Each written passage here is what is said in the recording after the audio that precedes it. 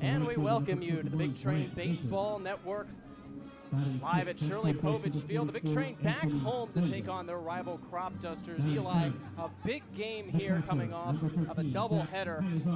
What do the Big Train have to do in order to get a win today?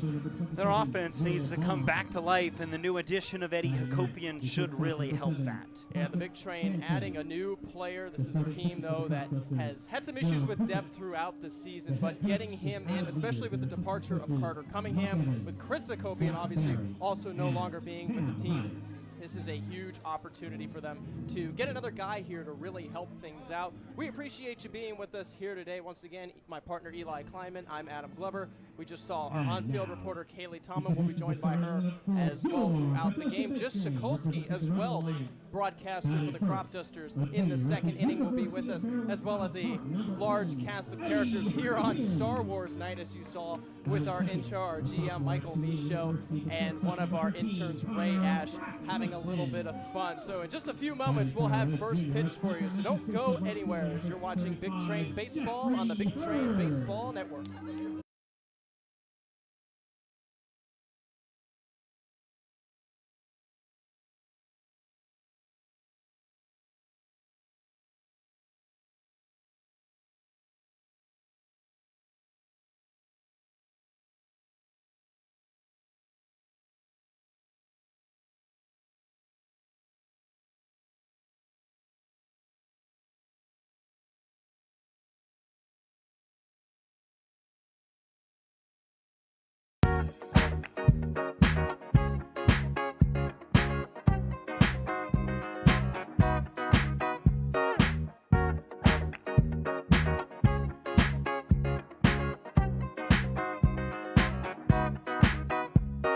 The juice is in the mix, it'll fix you up. I'm gonna ride the boogie train till the sun comes up. Ride the boogie train, ride the boogie train, ride the boogie train till the sun comes up. Meet me in the corner alone. Meet me in the corner alone. Meet me in the corner alone. Meet me in the corner alone. Boogie down, mix up. Boogie down, fix up.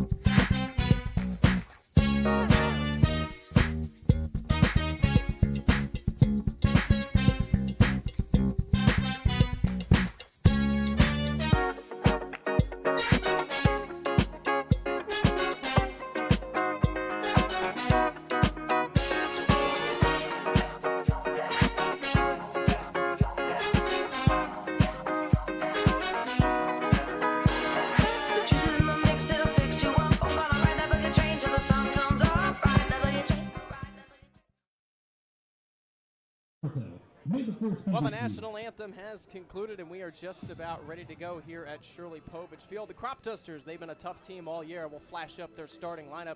Those first four guys in that lineup, especially the 3-4 of Jimmy Kirk and Matt Muir, really tough guys to face if you're the Big Train pitching staff. And the last 3 games these two have faced off against each other, the Cropdusters have won 2 of them, including 1 in Olney and then 1 here as well. So the right-hander Brandon Cassidy for the Big Train today has certainly got a tough task ahead of him, but he's been great throughout the season, and the defense will have to be sharp as well. As we flash that up on your screen, this is a unit that has gotten better recently in the field, but still towards the bottom when it comes to fielding percentage and errors, and at this point in time, Eli, that's something that the Big Train really can't afford to do.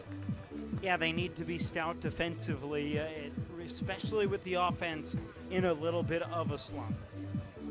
Well, Brandon Cassidy's been one of the best in the business for the Big Train, and he gets the start here in one of, if not the biggest game this season for Bethesda. Still clinging to a lead right now in the North Division, but the Big Train desperately need to have that spot locked up. They want that bye in the playoffs, and they can't afford to go to a play-in game because anything can happen, Eli, in a play-in game. And we've seen some games this year for the Big Train where they really lose against opponents that they really shouldn't. Well, the Big Train have lost to the Giants. They've almost lost to the Thunderbolts, and those would be the 2 teams they would have to play, one of the 2, in a play-in game. Right now, they're 2.5 games up on the Cropdusters, but their schedule is a lot more difficult than the Cropdusters' remaining schedule. You win today, you really have some cushion. You really build yourself a lead that you feel comfortable with. You lose today, and it's really anybody's division to win coming down the home stretch. And what I mentioned earlier, again, the Cropdusters 2-1 against the Big Train this year. So if the Cropdusters win, they're going to win that season series, which down the line is going to be huge if you get to a tiebreaker kind of scenario. As the catcher Jason Schiavone throws down, and we are just about ready to go.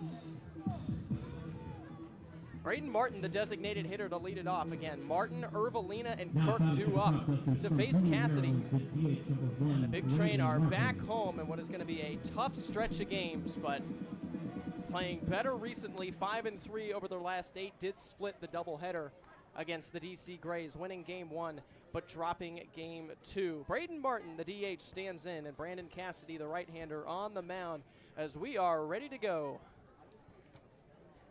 And the first pitch from Cassidy, 7:03 p.m., misses high and outside, a ball and no strikes. Yeah, they need a guy who's been their best pitcher all summer long to produce another fantastic start again. Cassidy from the windup delivers. Bunt is showed, pulled back, and this is a called strike on the corner. Cassidy's ERA still sitting at 0. And most recently pitched against the DC Grays on June 29th, tossing 5 shutout innings while striking out a high of 9. And the 1-1 sticking with the fastball too far outside, 2 balls and a strike. The only run allowed by him all the way back on June 4th at the T-Bolts, and again, an unearned run still resulting in that 0 ERA. Cassidy taking his time. Now the 2-1. Bunt showed again, pulled back, this one a little bit low, 3 balls and a strike.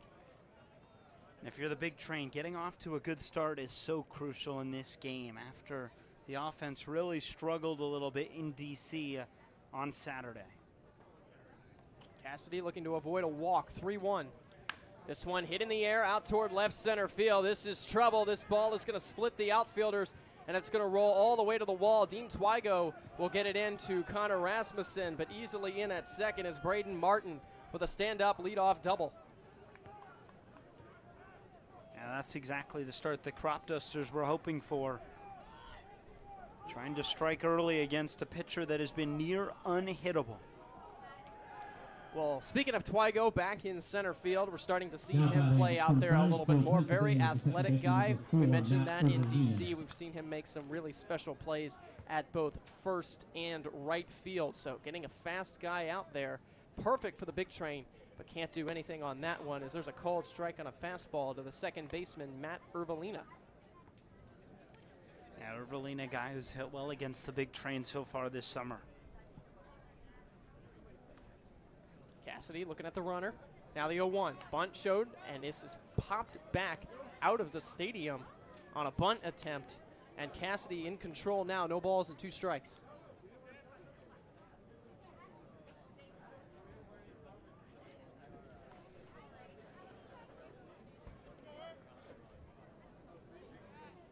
Looking for a big out number 1. Still taking his time. Cassidy delivers. This one fouled into the net.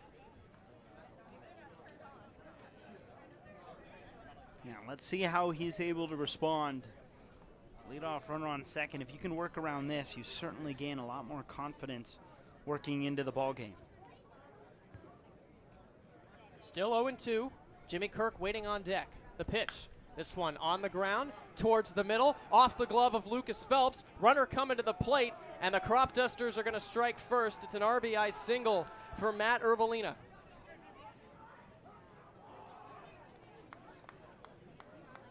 And it's the first earned run allowed this season by Brandon Cassidy. And that's a streak that has spanned all year and has spanned 17 straight innings coming into today. First time a run has been allowed in general since his first start.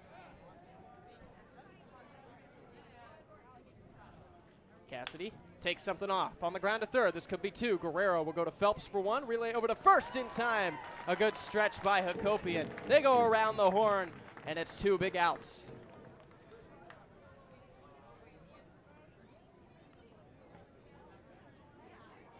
You love to see that if you're Brandon Cassidy. 2 hard hit balls, especially the double, and then getting soft contact on an off-speed pitch and getting him to roll over for a double play. Cassidy does feature a good 4-pitch mix, a fastball, changeup. He's got a slider and a curveball. That fastball out of high school in the mid-80s. He gets it here, a called strike. Check swing, but in the zone anyway. And a nice job to get out a guy who caused problems the last time these teams met. Hit a game-tying home run in the 9th to Jimmy Kirk. There's a slider, and this one a little far outside. Nice attempt there by Jason Schiavone to try to frame it, but umpire not fooled. 1-1.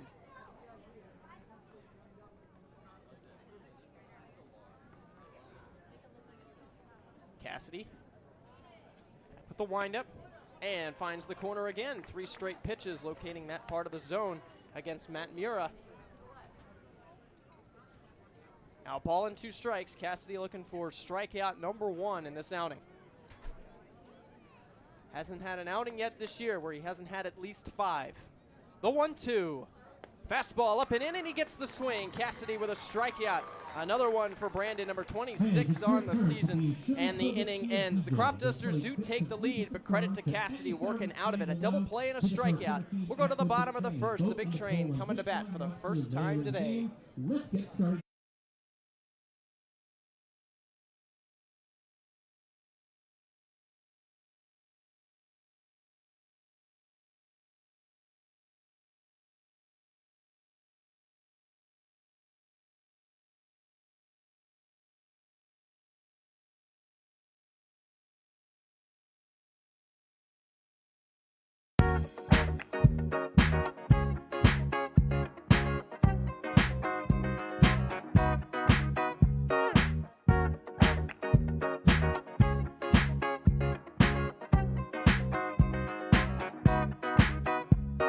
The juice is in the mix, it'll fix you up. I'm gonna ride the boogie train till the sun comes up. Ride the boogie train, ride the boogie train, ride the boogie train till the sun comes up. Meet me in the corner.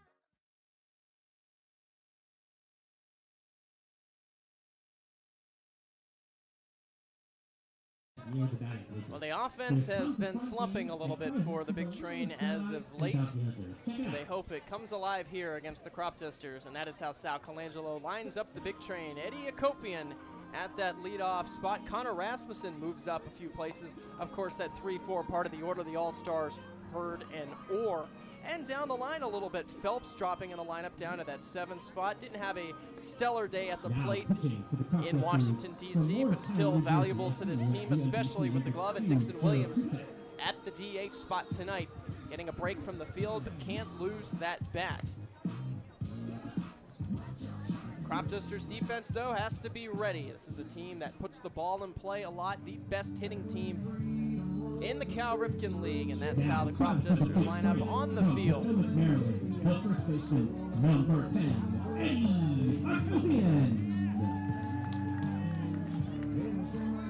Well, here we go. Eddie Akopian to face Joe Puchek, the left-hander, and his first pitch to Akopian on the inside corner, a called strike. So welcome to the big train, Eddie. As Sal Colangelo hopes he becomes a valuable part of this team down the line. The 0-1 on the opposite corner. This one misses, a ball and a strike.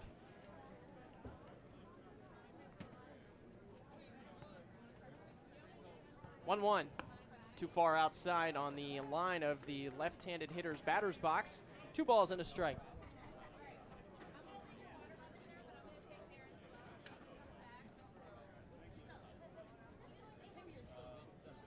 Taking his time. Now the lefty deals.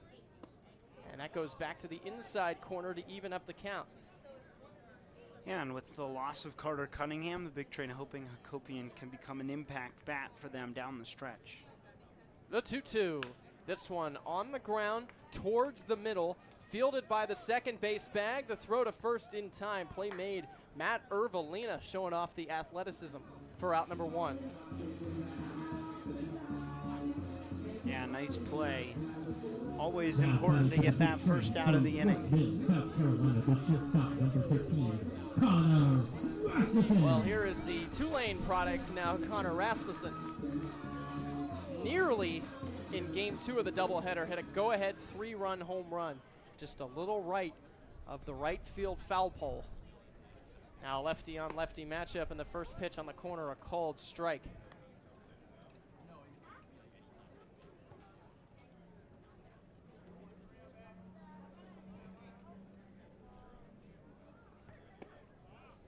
This one in there as well, and Rasmussen quickly falls behind. And Joe Puchek already pumping out strike after strike. Yeah, really great command of the zone early in this one. 0-2, slow chopper right back to the mound. And the lefty will just do a quick toss over to first in time. 2 quick outs retired by Puchek.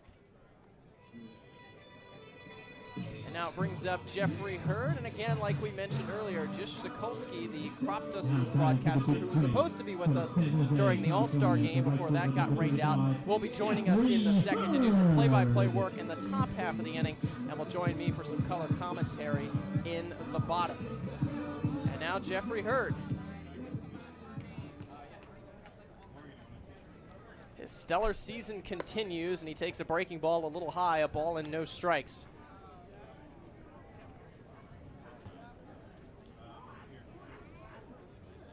Hurd trying to get the big train in the hit column. And he will, a base hit into center field. Jeffrey Hurd reaches. And Mr. Reliable does it again for Bethesda. Yeah, he has been consistent all season long for the big train. And now Jacob Orr.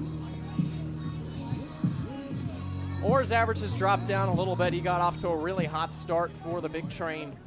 Was an on-base machine as well, drawing a lot of walks, named to the All-Star team. One of 9 big trains to make it. The first one down low, a ball and no strikes. But has since cooled off just a little bit, but still finds himself in that cleanup spot. A ball and no strikes. This one a fastball that misses too high. And Orr immediately finds himself in a good hitter's count. Keep in mind, with 2 outs, Hurd will be off and running with contact. And Jeffrey Hurd, very athletic, good speed. Sticking with the fastball, that one a little bit lower, but still a called strike, 2-1. Big Train would love some 2-out magic here in the first inning.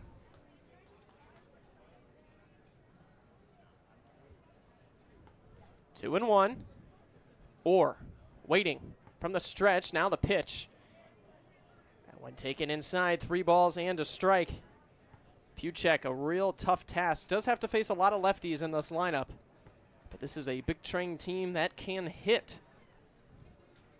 3-1. And Orr right back into the net. So the count is full, and Jeffrey Hurd will be off and running.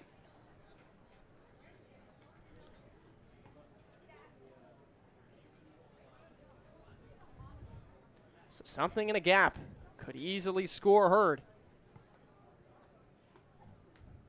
The 3-2, or fouls this one off.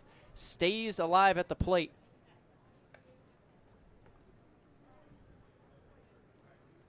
First game for Puchek since June 25th when he tossed 3 innings of earned run ball, I should say, 2-run ball in total against the Metro SoCo Braves. The 3-2. This one is popped up. It's on the field. Who's going to get it? It'll be the third baseman who makes the grab with Anthony Swenda coming in, and the inning ends. The Big Train do get a base runner, Jeffrey Hurd, with a single, but they leave him stranded. We're through 1. The Cropdusters up 1-0.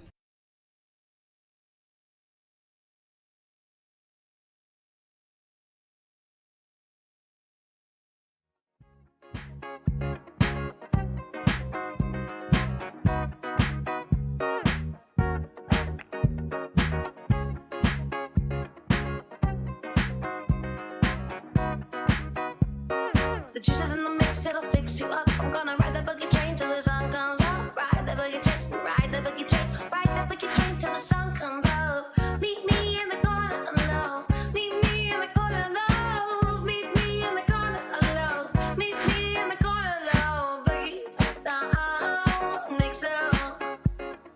Boogie down, fix up.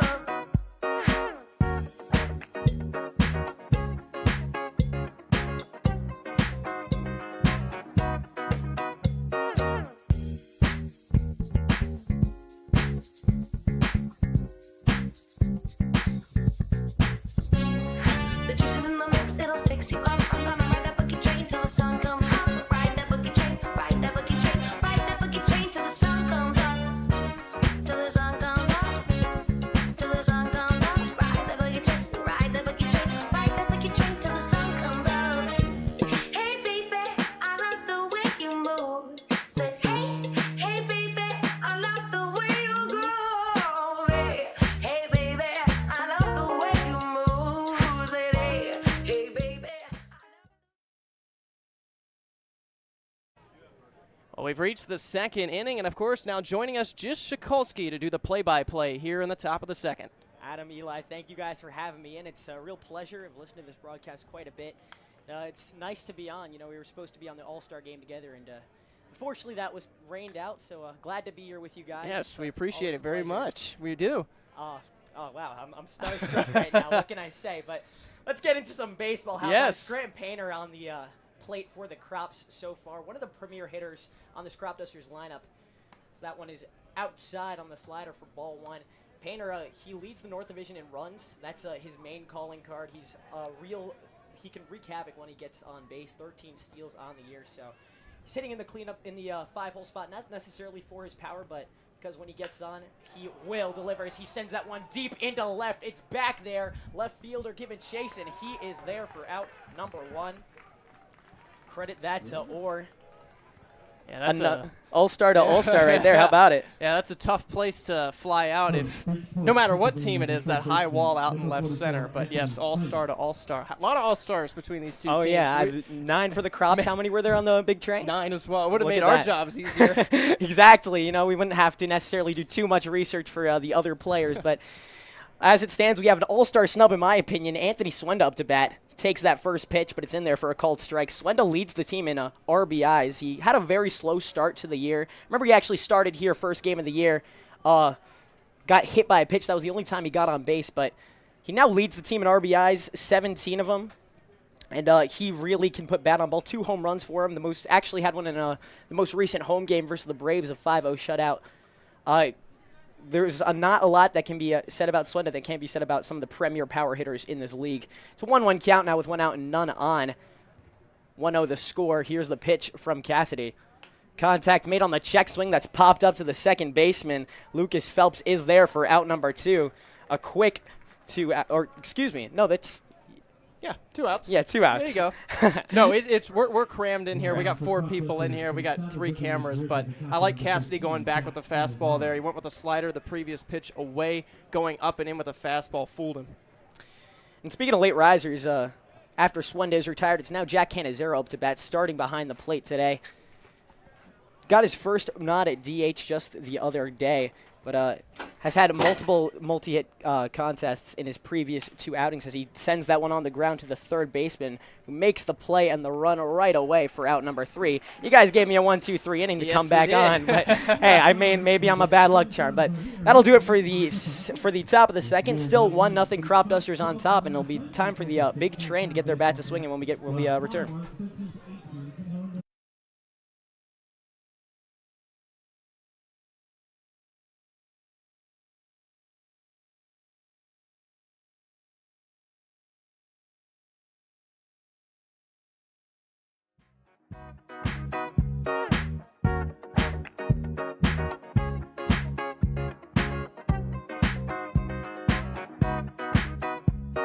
The juice is in the mix, it'll fix you up. I'm gonna ride the boogie train till the sun comes up. Ride the boogie train, ride the boogie train, ride the boogie train till the sun comes up. Meet me in the corner, no. Meet me in the corner, no. Meet me in the corner, no. Meet me in the corner, no. Boogie down, mix up. Boogie down, fix up.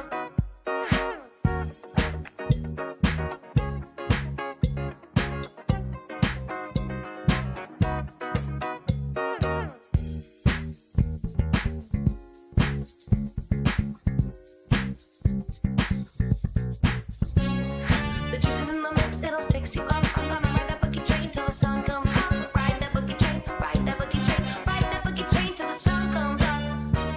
Till the sun comes up. Till the sun comes up. Ride that boogie train, ride that boogie train, ride that boogie train till the sun comes up. Hey baby, I love the way you move. Say hey baby, I love the way you groove. Hey baby, I love the way you move. Say hey baby, I love the way you boogie down. Hey baby, I love the way you move. Boogie down. We welcome you back to the Big Train Baseball Network here in the bottom of the second. Just Shikolsky still with us as Dean Dwygo swings at the first pitch, pops this one over to short, and a diving catch made at shortstop. You like that one. I do. Patrick Sanchez, man, he was a late addition to the team, but he's gotten the nod at shortstop starting a few games now because of plays like that. He has such a good instinct on the defensive end. Brings up Jack Guerrero. We'll also do this like an interview a little bit. Sure. Why don't you tell people as well just what school you go to, is this your first year with the Cropdusters, stuff like that? Right, so I'm a rising sophomore at Syracuse University, a broadcast and digital journalism major. This is my first season with the Cropdusters. Last season it belonged to Jesse Cook. Shout out to him. He's now up in Alaska this year. He got me the job, so eternally grateful to him. If he's listening somewhere out there, thank you so much. It's been such a fun summer. And, yeah, I mean, it's a fun time being at Syracuse, fun time being with the Cropdusters. It's good vibes all around here. Good. Guerrero took the first one and fouls that one back, so now 1 ball and 1 strike again. Jish was joining us for the All-Star game before that one had gotten rained out. Eli Kleinman and Kaylee Tallman also were going to be there doing some on-field reporting, and a big swing and a miss here as the lefty took something off Guerrero behind 1-2. Yeah, it's a Star Wars Day here at Shirley Povich Field. It looked like he was swinging a lightsaber right there. 1-2 on the corner misses. You Star Wars fan? I dabble. I'm a fan of the movies, not the shows. I'm in the same boat. Hey, I don't look even at think I don't even think I watched the last movie, to be honest with you. But I'm a fan. The Abrams ones. Yes. Yeah. We're gonna be talking a lot of Star Wars today. Trust me. 2-2. That one well inside to make the count full. We're also going to have Harrison Myers on, our broadcast producer, to talk about being selected for the All-Star game. And Julianne, one of our operations interns and writers, will join us as well. 3-2, Guerrero stays alive. And if you remember, Julianne joined us back on Harry Potter night because apparently she's a fan of every movie franchise ever. And we now have the opportunity to talk to her again. That's got to be nice, having your token Star Wars and Harry Potter fan. You think the days were playing around her? Potentially. This one grounded out to short. Throw over to first. And in time, keeping his foot on the bag to Rob Guerrero. Another good play out at shortstop. And a nice job over at first by Jimmy Kirk to stay with it.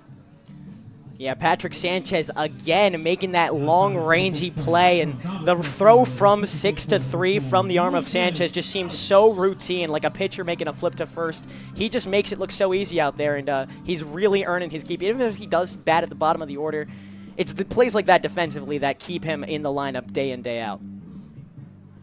Well, 2 outs. Here's Lucas Phelps, again dropping in the lineup.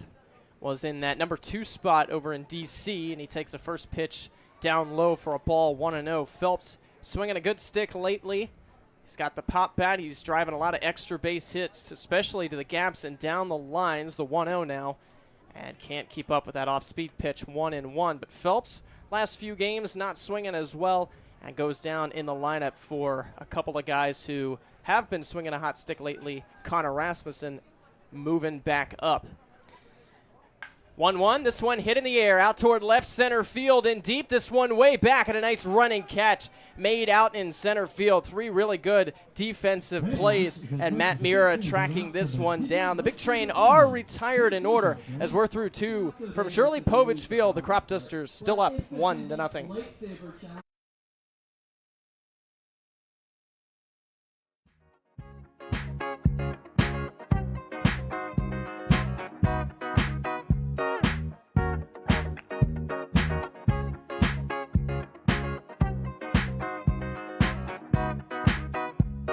The juice is in the mix, it'll fix you up. I'm gonna ride the boogie train till the sun comes up. Ride the boogie train, ride the boogie train, ride the boogie train till the sun comes up. Meet me in the corner alone. Meet me in the corner alone. Meet me in the corner alone. Meet me in the corner alone. Boogie down, fix up. Boogie down, fix up.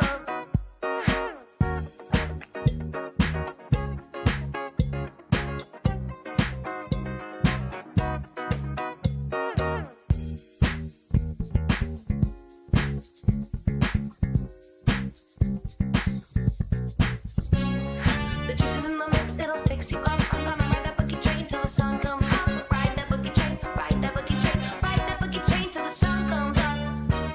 Till the sun comes up. Till the sun comes up. Ride that boogie train, ride that boogie train, ride that boogie train till the sun comes up. Hey baby, I love the way you move. Say hey baby, I love the way you groove. Hey baby, I love the way you move. Say hey baby, I love the way you boogie down. Hey baby, I love the way you move. Boogie down.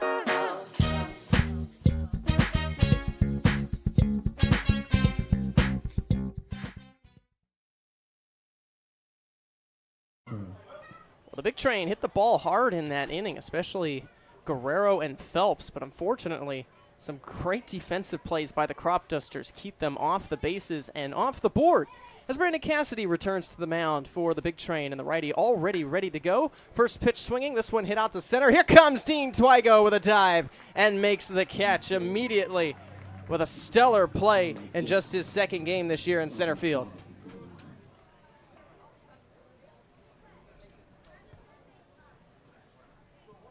From Merrick, New York, the shortstop. Great stuff done. The Big Train defense getting better, but the outfield, Eli, all year has been one of the best in the Cal Ripken League. Yeah, this certainly has been a bright spot defensively for Bethesda. Here's Patrick Sanchez as he takes a called strike on the corner. It was Baumhofer who ended up getting robbed by Twigo. Pair of teams making really nice defensive plays so far today. And the 0-1, this one breaks a little bit low and it evens up the count. Very warm day here in Bethesda, which does not come as a surprise. I'm pretty sure every game we've worked, Eli, has been a very warm day. Yeah, if you can find the last cool day, you might be searching for gold. There's a fastball up and in, 2-1 the count. Again, needle in a haystack. Yes. Again, Star Wars night, so a really good crowd here at Shirley Povich Field.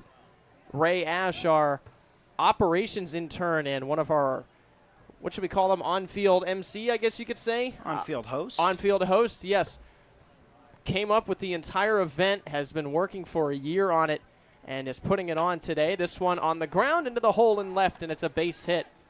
And Patrick Sanchez with one out reaches over at first. On Patrick Sanchez, we saw him make a couple nice defensive plays so far today and showing he can do it with the bat as well.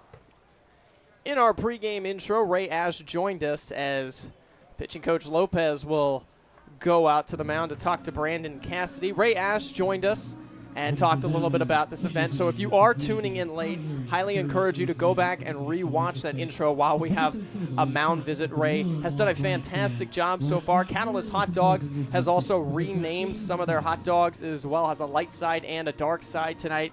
So we're curious to see how many people pick a hot dog from the light side, how many people pick one from the dark side. You have a preference? Did you see the menu? I didn't see the menu. Let's see if I can remember. That's the negative of our job, is we're so busy preparing all this stuff that sometimes we don't get to see this stuff. So hopefully we can get somebody. Maybe I'll text Julianne when she's done. We'll get somebody to take a picture of that. I have some idea. Okay. Light side dog, I believe, is sauerkraut, onions, and relish. Interesting. That's no thank you for me. That's a fastball too far outside. Back to the top of the order with Braden Martin. Dark side dog has some chili. Ooh, that sounds good. I think hot sauce. That sounds good as well. And maybe ketchup? Well, I am on the dark side, I guess, Eli. I'll take the light side. Runner goes. Schiavone's got an arm. The throw down to the wrong side of the bag, but they still get him. Jason Schiavone with a great play and a caught stealing for out number 2. That's a beautiful throw by Schiavone. Gets it off quickly. That makes up for the accuracy of the throw. Not that it was all that inaccurate, but by getting it off so fast gives his infield a chance to make the tag. Well, the pitch missed, so it's a 2 balls and no strikes. So Cassidy got to be careful here. Martin takes it on the corner for a strike. Again, Martin doubled to the gap to start this game off and already announced his presence, I guess you could say, against Cassidy with a ringing extra base hit to left center. 2-1. And a swing and a miss here. 2 balls and 2 strikes. Cassidy does have good command of the fastball and the slider right now. And since those 2 hitters reached in the first, has looked really, really good on the mound. Got confidence in everything. 2 balls, 2 strikes, 2 outs. The pitch. This one inside corner. Cassidy gets the strikeout. And the inning ends as Cassidy gets a little help from his defense with the caught stealing from Schiavone and comes back and gets his second strikeout of the game. To the bottom of the 3rd we go. You're watching Big Train Baseball on the Big Train Baseball Network.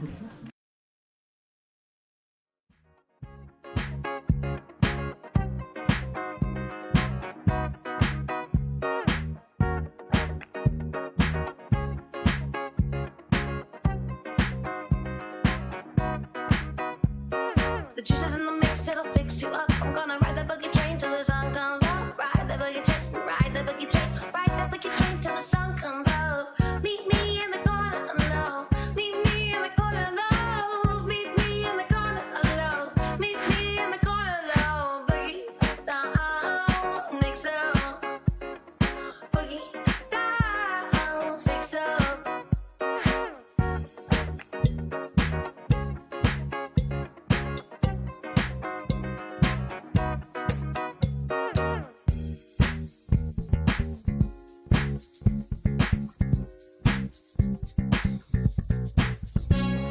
The juices in the mix, it'll fix you up. I'm gonna ride that boogie train till the sun comes up. Ride that boogie train, ride that boogie train, ride that boogie train till the sun comes up. Till the sun comes up. Till the sun comes up. Ride that boogie train, ride that boogie train, ride that boogie train till the sun comes up. Hey baby, I love the way you move. Say hey, hey baby, I love the way you groove. Hey baby, I love the way you move. Say hey, hey baby, I love the way you boogie Well, the Big Train will send up 8, 9, and 1 here in the third, but still a part of the order that can do a little bit of damage. With the ECU product, Dixon Williams leading it off. A lefty on a lefty matchup as Puchek delivers, and the first pitch is grounded foul.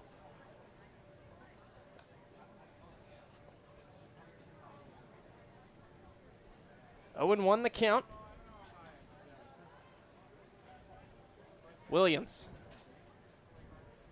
Ready? Swings at a breaking ball, pulls this one down the line, but foul and falls behind 0-2. So already has to protect.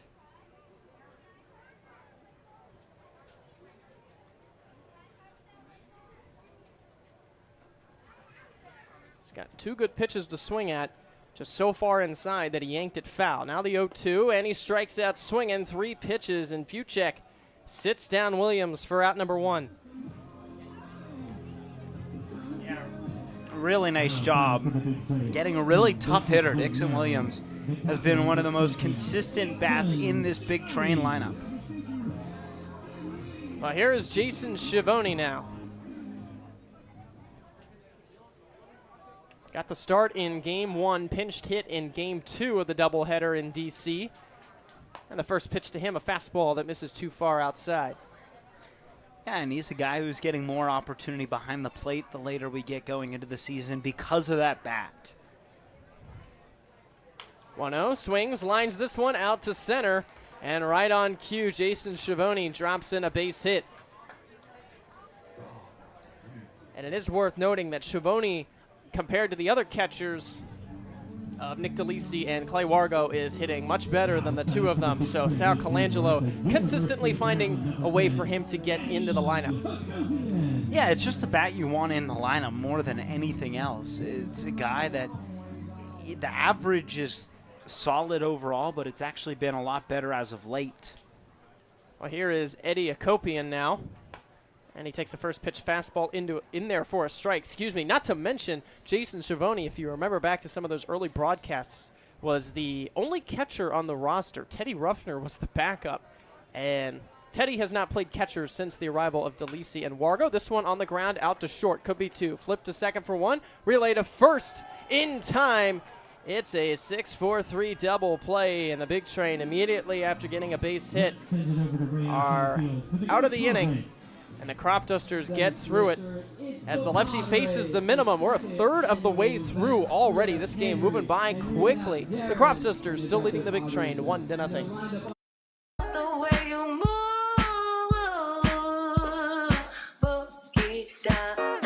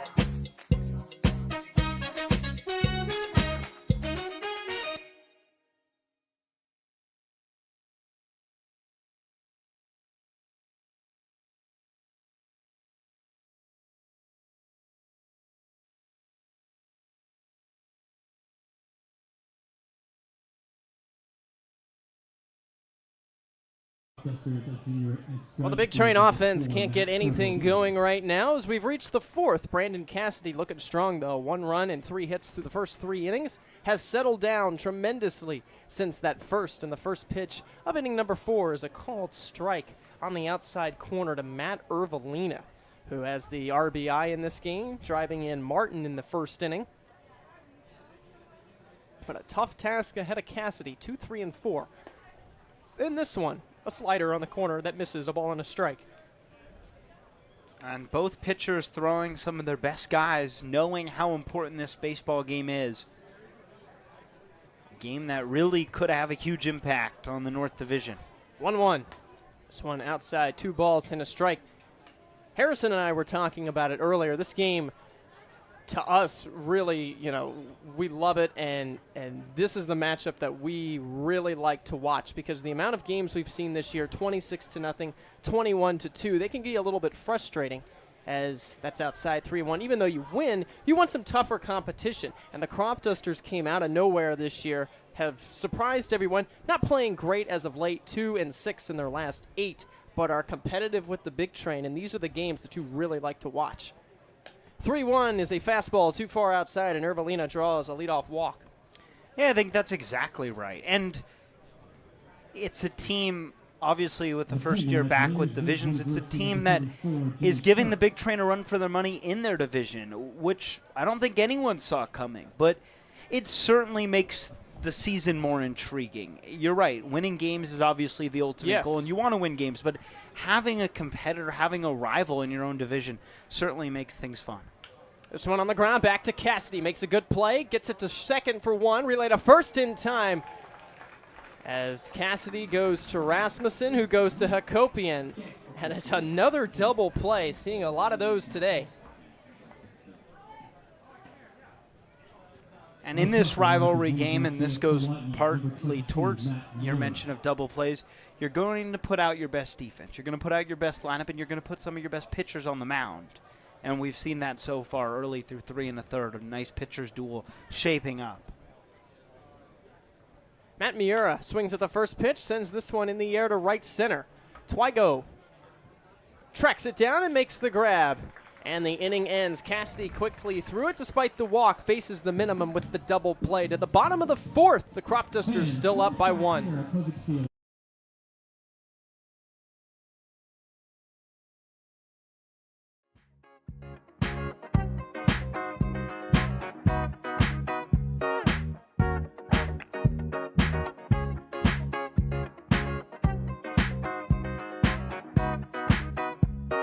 The juice is in the mix, it'll fix you up. I'm gonna ride the boogie train till the sun comes up. Ride the boogie train, ride the boogie train, ride the boogie train till the sun comes up. Meet me in the corner alone. Meet me in the corner alone. Meet me in the corner alone. Meet me in the corner alone. Boogie down, mix up. Boogie down, fix up.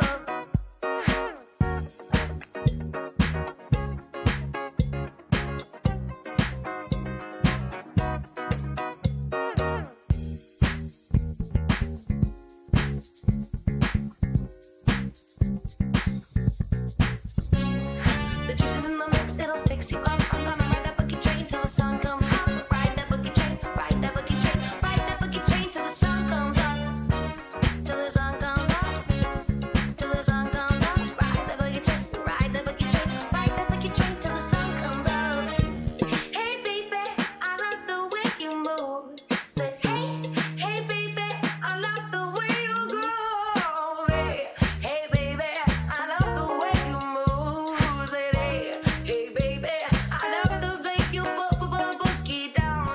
Hey baby, I love the way you move. Boogie down. 2 hits is all the big train have through the first 3 innings, but they hope that the 2, 3, 4 part of the order here in the 4th can get the big train on the board and do a little bit of damage as Joe Puchek, the lefty, goes back out to the mound, and he delivers a first pitch fastball that misses, a ball and no strikes. It's the first time Puchek faces the big train this season. This one chopped down the line, but foul. Rasmussen's going to run it out, though. This ball rolling and eventually is picked up, but a really smart decision by Rasmussen to keep running down that line. Yeah, you really Just want to make sure. You never know which way the ball is going to roll. If it spins its way back in. And even more so when you have dirt infield compared to the turf of DC from Saturday. The 1-1. This one is fouled off. And Rasmussen got to protect a ball and 2 strikes. Rasmussen fell behind 0-2 in his first AB and grounded back to the mound. Now has to protect at 1-2. Hopes for a better outcome. Going back to Puchek, he's faced the T-Bolts twice this season. And he's faced the Braves and Senators once. And now the big train for the first time. As the 1-2 is the slider fouled out of play. That ERA, though, coming in not great, over 7. And there hasn't been a game so far this year that he hasn't allowed at least 2 runs and had at least 1 earned run. And making just his second start of the summer. 1-2, this one fouled off. I will say, though, as we've seen throughout the year, left-handed pitching has given the big train some trouble. Now, It was great in D.C., but overall, not stellar as Rasmussen fouls this one off. So for a lot of teams, they have a bit of an advantage because the big train are so heavy left-handed.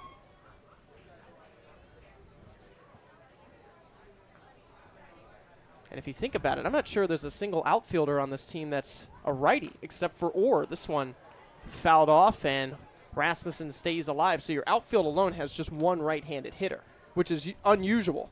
Yeah, you have a couple of utility guys who can head into the outfield. That's true. Teddy Ruffner, and Schiavone on occasion. But no, you're right. It is a lefty-heavy lineup, and they're relying on lefties to hit lefties. 1-2 on the ground out towards second base. Urbalina will throw over to first in time, and Rasmussen is retired for the second time with a ground ball.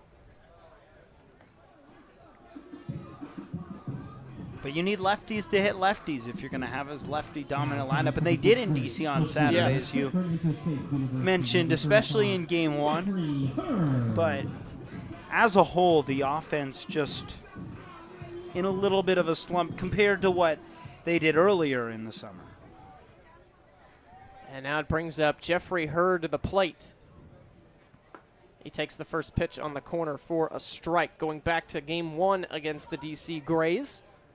The big train did not get their first hit by a right-handed hitter until the 8th, as this one is roped foul. And if you remember, those were 7-inning games, so extra innings. And it was a double by Casey Bishop that broke the hitless streak, I guess you could say, in that game for right-handed hitters. 0-2, and Hurd chases a bad one, a breaking ball low and outside. Not too many times Hurd swings at a pitch like that. And 2 quick outs immediately again.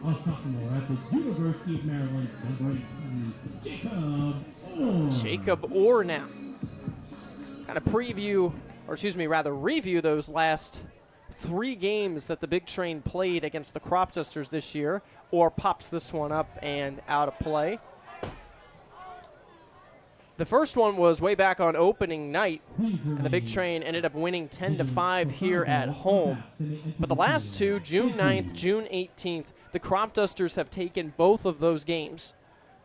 Orr takes this one low. The first one was 8-3, up and only, the only time the big train have played up there this season, and it was and is considered to be by many of us here at the big train as one of the lowest performances that we've seen this year. Well, I don't want to say bad because they didn't, it wasn't, they didn't get no hit. It wasn't this atrocious display, but they definitely did not look like the big train that night as Orr is ahead in the count 3-1. And then the last time, the big train in command on the 18th, but if you remember, that was during that 11 straight game streak the big train had, and unfortunately the bullpen just could not hold as Orr takes a big hack on a 3-1. And the count to end the inning. Once again, the big train are retired. And they have not had more than 4 hitters come up in an inning since the first. Quickly moving here at Shirley Povich Field as we go to the 5th inning. The big train still being shut out.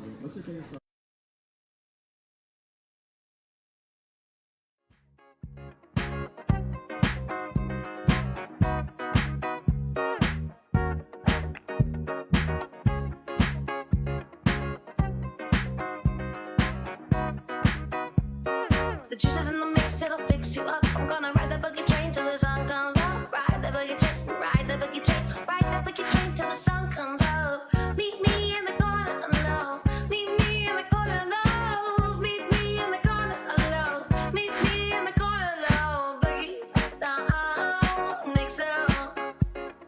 Boogie down, fix up.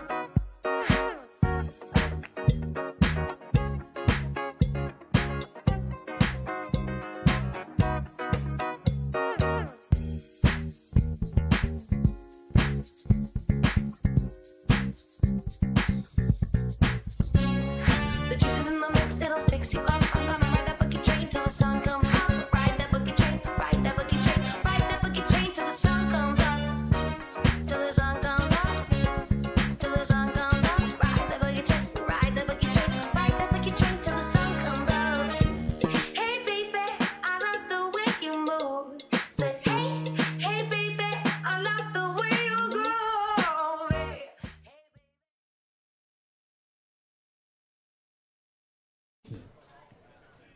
Well, the big train offense silent so far through 4.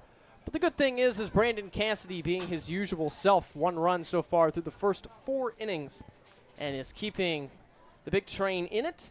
And Cassidy's first pitch of the 5th, this one bunted hard down the third base line, and it takes a lucky hop right off the edge of the grass and goes into foul territory. What was looking to be a bunt single now is a foul ball, and the count is 0-1. Reminder to costume contest participants to make your way This is Grant Painter. to the Miller Lawn Grandstand at the bottom half of the building. Second time he is leading off an inning this year.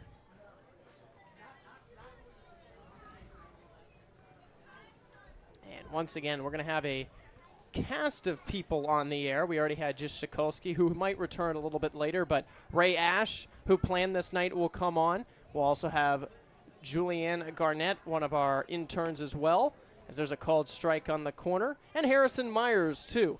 So, And you never know if you'll get a special Michael Michaud that's true. appearance. Yes. Michael has the right to jump on any broadcast he wants at any time. 0-2. Slider breaks a little far outside. I would also just add it, not that you said that in a bad way, but Yes. we are also happy to have Michael Oh, absolutely. on any Yes, time. yes. I'm just Michael, just no. putting it out there. Yes. But he does. I know exactly he what does- you mean, He but- does have the right to take over whenever that he he does wants. as well. And neither statement is wrong. 1-2, slider hit in the air, right center field, long run for Twigo, and he makes a juggling catch and stays with it off the glove, and Team Twigo catches it in the air for a creative out number 1. Nice play by Dean Twigo. Is showing he can cover center field as well as anybody on this big train roster, which comes as no surprise. Here is Anthony Swenda now. Popped out to Lucas Phelps at second in his first time up. Cassidy delivers, and it's a fastball on the corner for a strike. Just 5 hits combined so far between the two teams. 1 run, no errors as well. Defense for both sides has been stellar.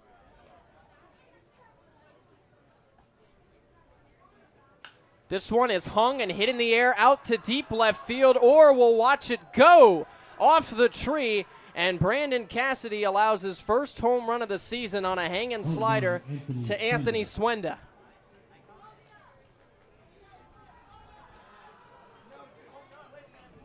Yeah, he got a hold of that pitch, and just Shikolsky was just saying it to us about the power in his bat, and it is very real.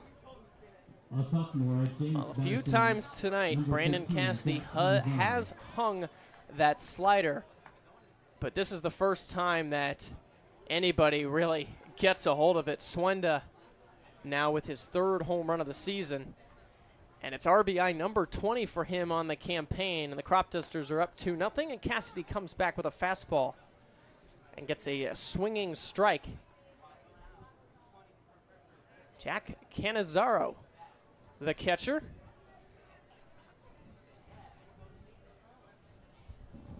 Owen won the count.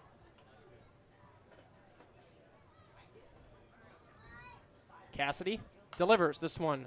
Fouled back and ahead now 0-2. Fans, if you are interested in participating in a costume contest, please go to the Big Train dugout. Thank you. And then let's see how Cassidy battles back. Has faced a little more adversity tonight than he has for much of the summer, but his stuff is still good, and he's still putting together a really nice outing. 0-2. Slider off the end of the bat. Foul territory. Eddie Hakopian makes the grab for out number 2.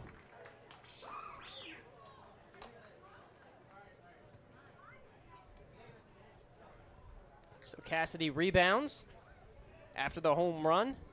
And now it's Will Baumhofer, who flew out to center, and it was Dean Twigo who robbed him of a base hit on an impressive diving catch. This one on the corner, and it's a called strike.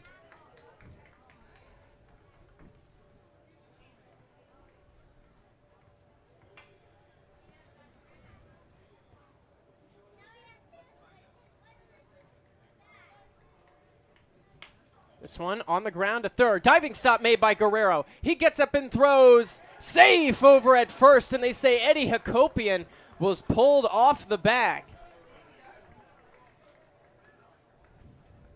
Stellar play by Jack Guerrero, who made 2 incredible defensive plays in Game 2 of that doubleheader in D.C., but not enough to get Baumhofer. Yeah, that was a really nice play. We've seen Guerrero's defense take a real nice step up. A really good defender, and now making some really excellent plays. And Patrick Sanchez on the first pitch is hit by a fastball up and in, and will trot down to first. And all of a sudden, Cassidy losing the command. Yeah, if you're the Big Train, you just want to settle in, get this final out. Who knows if you'll see him for a 6th inning. At this point, with a couple runners on base, maybe a little less likely, but he's been so consistent all summer long. And even today's start, the 2 runs, but still consistent. And you would imagine they would love him to throw a 6th inning. Well, he's got to get Braden Martin out first. And he gives him a pitch on the corner that's in the zone and called for a strike. Now 0-1. Cassidy starting with a first pitch fastball there. First pitch strikes. Cassidy has done well with them today. 0-1. This one left over the zone, hit to center. Twigo going back. He'll settle under it. He makes the grab, and the inning will end.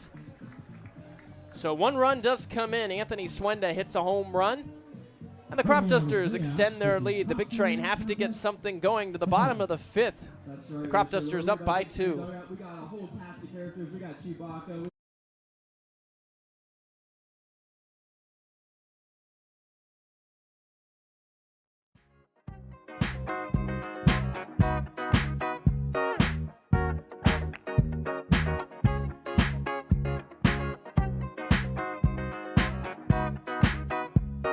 The juice is in the mix, it'll fix you up. I'm gonna ride the boogie train till the sun comes up. Ride the boogie train, ride the boogie train, ride the boogie train till the sun comes up. Meet me in the corner, no. Meet me in the corner, no. Meet me in the corner, no. Meet me in the corner, no. Boogie down, mix up. Boogie down, fix up.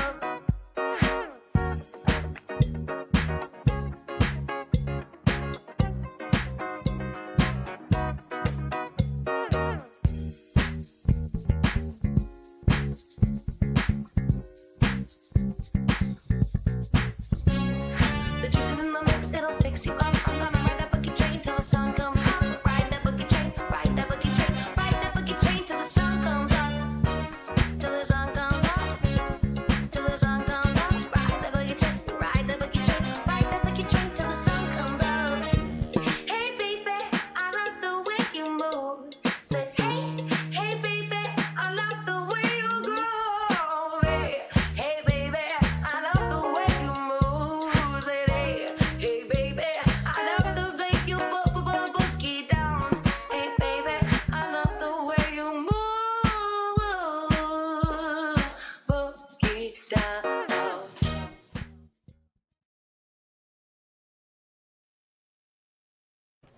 Well, Dean Twigo leads this inning off with a big train. Just trying to get the tying run up if he can reach base, and he takes the first pitch down and in, a ball and no strikes.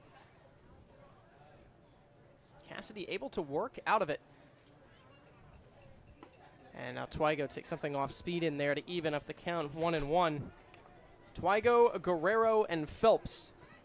5, 6, and 7 part of the order. Sal Colangelo hopes they can break through. And there's a called strike now, 1-2.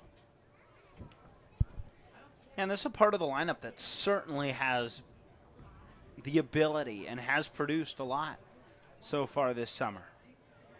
Twigo takes it, and it's a called third strike. Dean didn't believe that it was, and now has to take the walk back to the dugout. Saying something on the way back. He goes down looking for out number 1. It's a good pitch. Slider on that part of the zone. Twigo thought maybe it was a little bit low. Home plate umpire rings him up. Yeah, it's certainly a pitcher-friendly strike, but a really nice pitch. And if you can get the call, that's exactly where you should keep throwing it. Now Jack Guerrero takes a first pitch fastball a little low. I think one thing as well, I want to see the big train maybe trying to get into some better counts. They're falling behind a lot today, and it's resulting in these quick innings because they get 1 and 2, and they're either striking out or making weak contact. Guerrero gets jammed and shoots it into right field, though, on a pitch up and in, and gets a base hit. And he's a guy who just continues to swing the bat well, continues to do everything well right now. And now here's Lucas Phelps, who hit a deep fly ball to left center that ended up being caught by Miura. And it's exactly what the big train needed. Not the prettiest swing, not the hardest hit ball, but it gets a runner on and it gets the tying run up. Just the third hit of the night for the big train. Big hole on the right side, and Phelps takes a first pitch on the corner on the inside part of the plate for a strike. 0-1 the count. And this one grounded into left field, a base hit for Lucas Phelps, and the big train have back-to-back base hits for the 6 and 7 hitters, and it's exactly what Bethesda needed.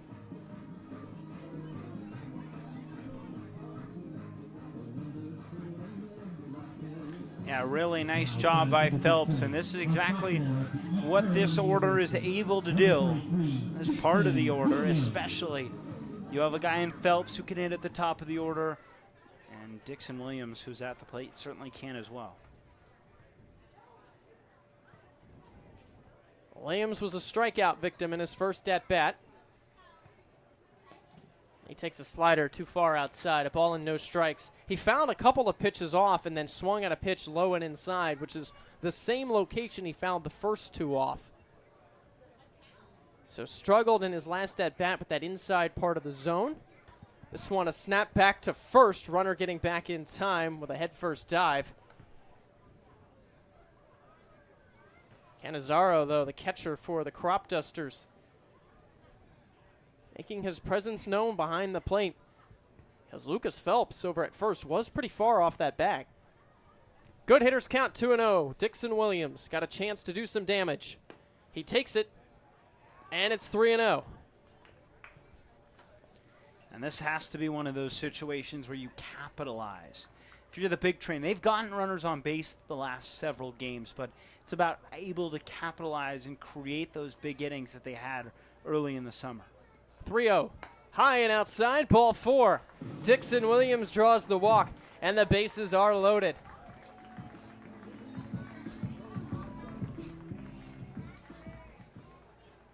And now it's Jason Schiavone. And a trip out to the mound, the first time Joe Puchek is in trouble today.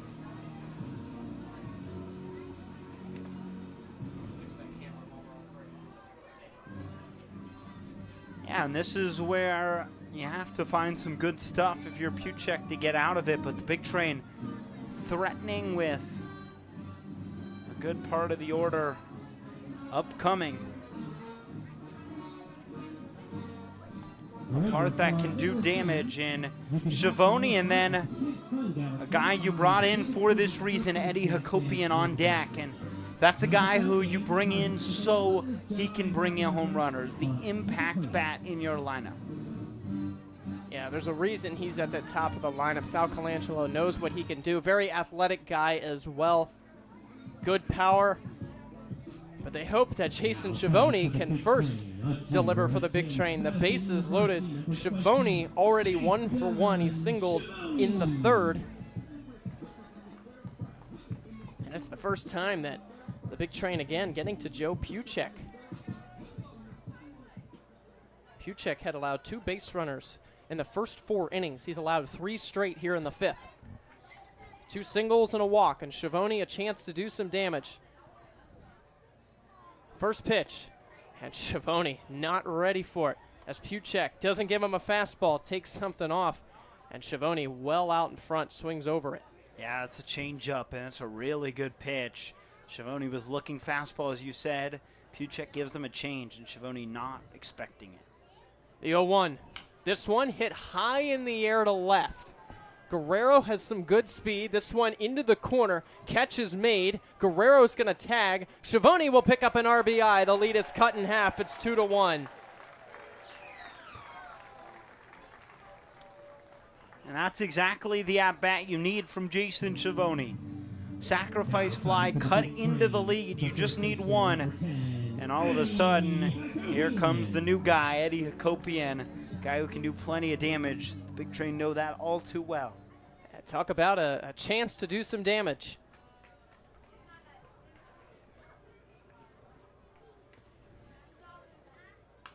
Swings at the first pitch and fouls a fastball back. Both Phelps and Williams didn't move up, so it's first and second with 2 outs.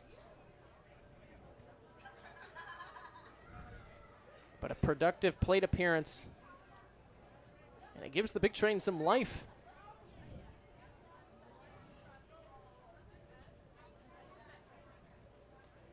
They have always been behind by 1 since the very beginning. The 0-1. Hakopian swings, pops this one up, and this one will head out of play towards the Brewster's Ice Cream. And we are how many games in, and we still have not gotten Brewster's Ice Cream yet? More than enough, yes. or we should. Yes. For how hot it's been. More than enough. Hakopian has to protect 0-2. 24 total games. The pitch gives him a changeup, and he fouls this one off towards the picnic area and headed towards the kids' fun zone,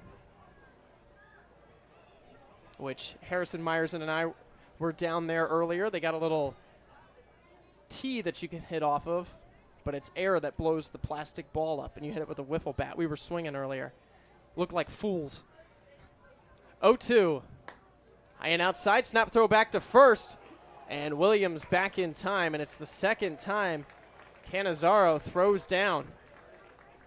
And going to third as well is Lucas Phelps. Yeah, that's heads-up baseball by Lucas Phelps, taking third base. Really nice throw over to first, but just back in time is Dixon Williams. 1-2 the count. Tying run 90 feet away, and Hakopian strikes out on a changeup. Can't keep up with it, and is now 0 for 3 at the top of the order. Will the Big Train get a run? They do strand 2, but they have life offensively. To the 6th inning we go. A 2-1 lead for the Cropdusters.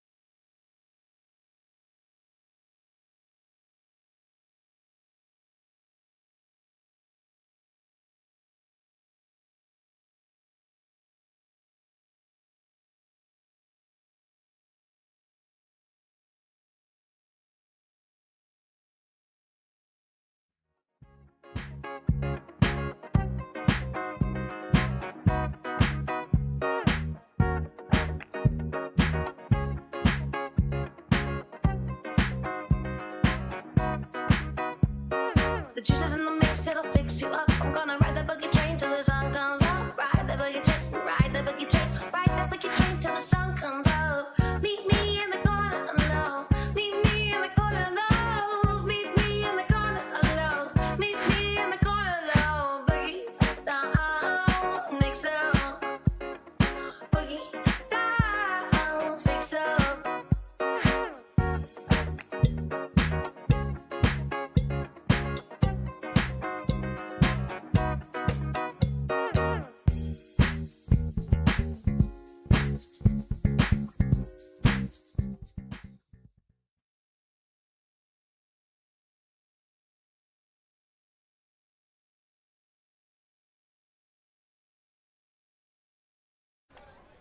Matt Ervelina to lead this inning off for the Cropdusters. Brandon Cassidy goes back out for the sixth. Not too many times a big train arm has done that this year. And the first pitch to Ervelina will miss outside.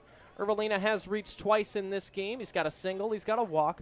Picked up an RBI. He's been consistent all season for the Cropdusters and consistent all season against the big train. But he goes fishing here for a high fastball and comes up with nothing. The guy who hit a home run on opening night in the loss to the big train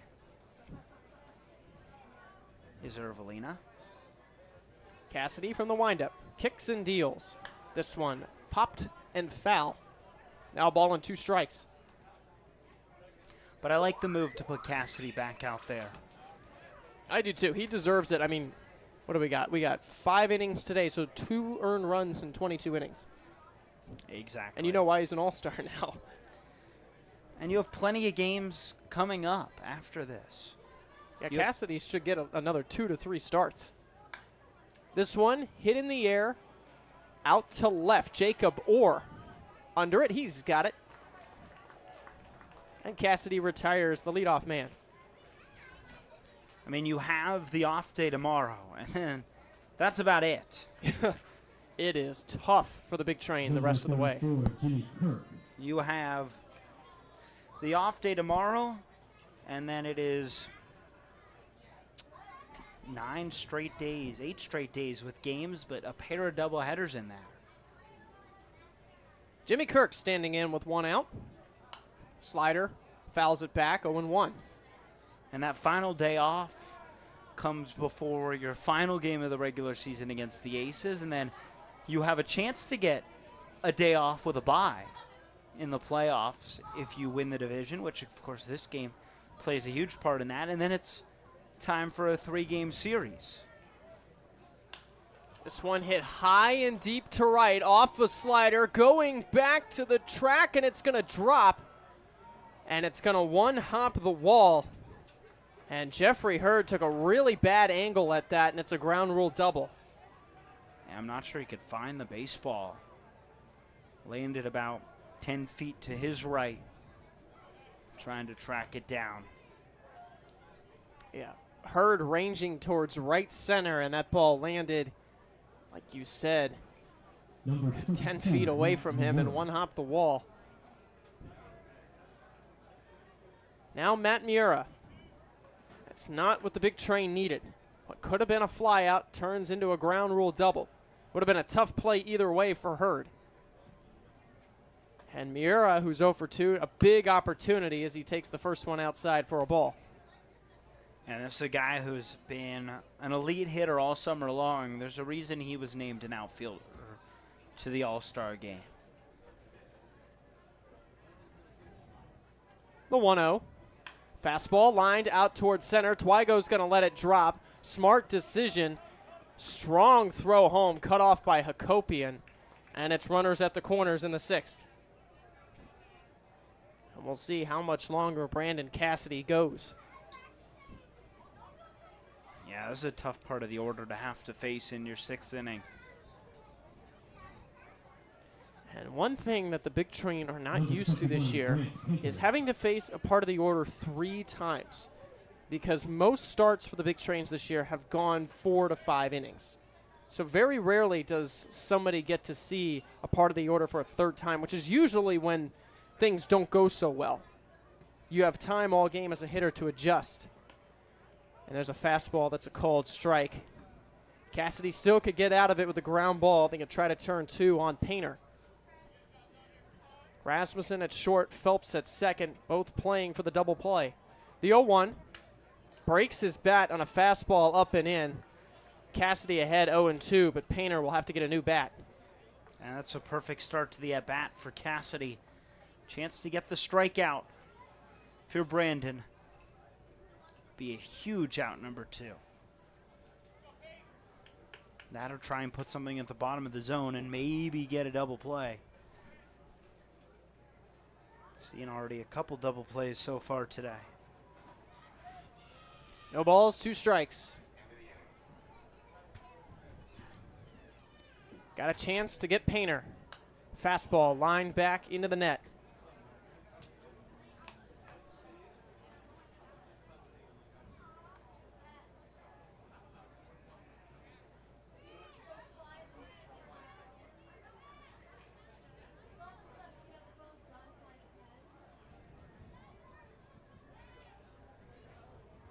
Oh-2, slider on the corner, called third strike.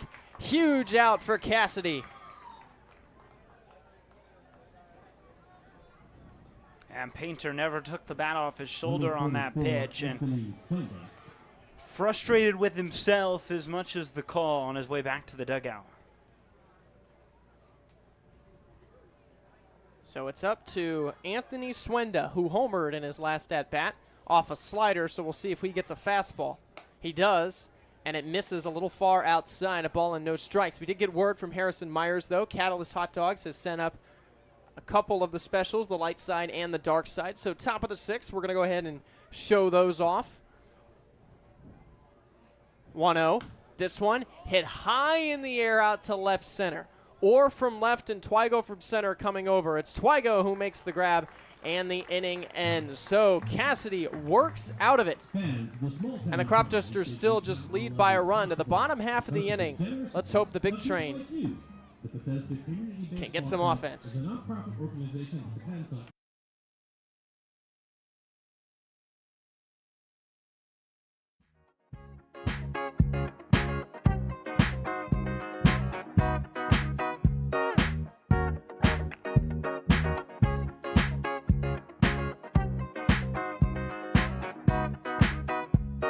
The juice is in the mix, it'll fix you up. I'm gonna ride the boogie train till the sun comes up. Ride the boogie train, ride the boogie train, ride the boogie train till the sun comes up. Meet me in the corner alone. Meet me in the corner alone. Meet me in the corner alone. Meet me in the corner alone. Boogie down, mix up. Boogie down, fix up.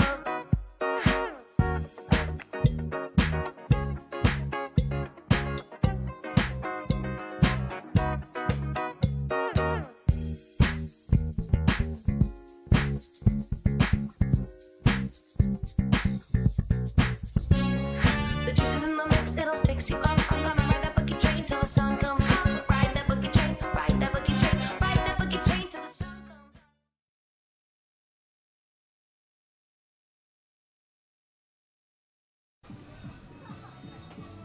Well, the big train needs just to run, and we welcome you inside the broadcast booth. Harrison Myers joins us, our broadcast director. We're going to talk the All-Star game, and we also have the hot dogs here. Yeah, we got a handful of hot dogs that I've just been standing in line for. Okay, so Eli has got a light side. I've got a dark side. Can these dogs duel? Well, that's We're what really the promotion gonna, is called. We're going to fight with hot dogs on the air. I meant literally. Oh, I got the lightsaber, so there we go. There's your thumbnail for yeah, this. there we go. 2, 3, and 4 due up for the big train. We'll talk more about these throughout, but first we're going to talk a little bit about the All-Star game, which again, if you remember, we were asked to do as Rasmussen swings at the first pitch. This one lined over to third and immediately retired for out number 1. Now Harrison is new here, which we've mentioned before. And now Harrison, why don't you talk just a little bit about your background, and then we'll go into coming here and then becoming with the All-Star game and what changed. Sure. So I started my baseball career with the Bethesda Big Train, actually. It was about 15 years ago. I was a volunteer. Back in those days, the Big Train had a manual scoreboard in left center field there, right where the current one is, and us volunteers would operate it. So a whole bunch of Sure, that was fun. 10, 13-year-old kids back there messing around. It was an interesting time, that's for sure.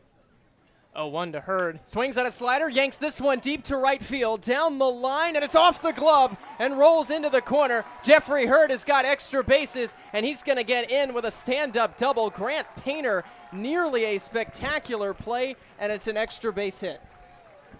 Wow. Maybe I should stay here? Maybe. And you know what? We were talking in the first hitter, which is why. We were talking yes. in the first hitter. Yes. That usually means something bad is going to happen. But you know what? I think Jeffrey Hurt just broke that curse. There you go. Well, Orr comes up, and now the tying run in scoring position. Now, you were with the Harbor Hawks for a while. Yes. How long were you there? I spent roughly 10 to 15 years with the Hyannis Harbor Hawks in the Cape Cod Baseball League. And same role, presume, broadcast producer, director, fill-in broadcaster as well. Over the time, I did any number of things, the last 5 years of which were the full-time broadcast director, yeah. Puchek out of the stretch to Jacob Orr. This one going to be chopped over Puchek's head. Sanchez coming in, charges, throws to first in time. Really good play made. And now we got to get to it because 2 quick outs here. But you come here, you install a brand new broadcasting system, something that the league has not had before. Correct. And your hard work helped us secure the All-Star game. Yeah, it was a lot of fun. It was a good opportunity to put some extra thought into what we're doing here. And to turn that into something you can hopefully see on air. This new graphics package that you're seeing up on your screen right now, and the things we've been doing through tonight, all came about because we were asked to do the All-Star game. There's a whole bunch of other graphics that we have in tow, and I guess we'll see them when we see them, because I'm out of the press box. Yes, Twygo to center. He is retired.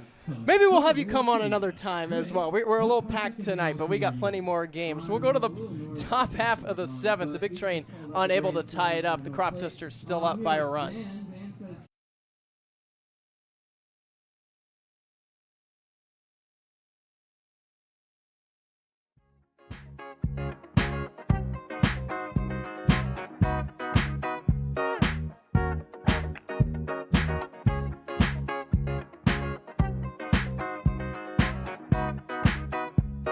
The juice is in the mix, it'll fix you up. I'm gonna ride the boogie train till the sun comes up. Ride the boogie train, ride the boogie train, ride the boogie train till the sun comes up. Meet me in the corner alone.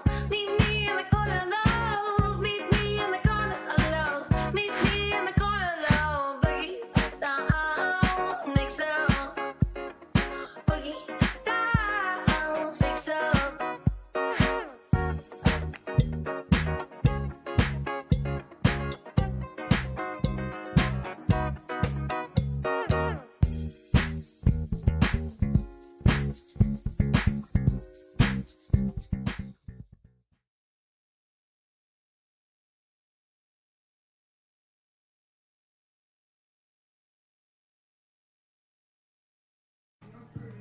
Well, we're back in the broadcast booth. A new pitcher and Brandon Clark. Julianne joins us for the first time since Harry Potter night. Julianne, we're happy you're here. Here's the hot dogs again. We were asked to eat them on the air. We did not plan to do this, so I'm sorry for everyone at home that has to watch us eat. May the force be with you. Yeah, hot doggy. That was great. Oh, God, that's so hot. Oh, I made a mistake. That was a bad idea. Anyway, Julianne's here. We're going to talk Star Wars, just like we did Harry Potter, because we have not talked Star Wars very much today. We talked a little bit with Jish, but that's about it. Now, first of all, you have to show off the costume a little bit. Julianne is one of the few people who today decided to dress Ray. up. She Look picked at my Ray hair. from the... The hair is really Yes, what The hair cements is it. what makes it. Yeah, the hair is what makes it. yes. So, Love Ray from Force Awakens. is she your favorite and, character? I don't think so. But she's probably one of my favorites. I definitely do really like Finn. Are from those the new 3 ones. movies your favorites? No. Or that, no? No, Good. no. I like Good, the 4, good, 5, and 6. Come on. Good, now. good, good. But I also really like Cassian Andor. I saw Andor. Highly recommend. I've never watched it. It's really good. Disney Plus. I don't have Disney Plus. Oh, well, we can have an Andor movie night. Yeah, we'll have to figure that one out for you, Adam. No, I'm behind. I told my dad one time, and he was like, yeah, you'll have to do that someday. And I was like, thanks, Dad. Yeah, That's great. Thanks. Brandon Clark, his first pitch swung on and missed. by Canizaro, the catcher, bottom half of the order, due up here for the Cropdusters. I'm still eating this hot dog. It's just tucked away in the corner of my mouth. Anyway. That's a lot. That's a lot of information. I'm not sure we needed Oh, every come on. That's single not that piece bad. of I'm it. just saying it's in the I'm corner. just putting it out there. You always do this, Eli. You always say that's a little too much Always do information. this, And I'm yeah. just like, you know what? It's just in the corner of my mouth right now. That's fouled off. At least I didn't show it. Yeah, that would really be too Yes. hard. Okay. So, because we're all here, I think we all have to discuss our favorite Star Wars movie. Mine is Empire Strikes Back.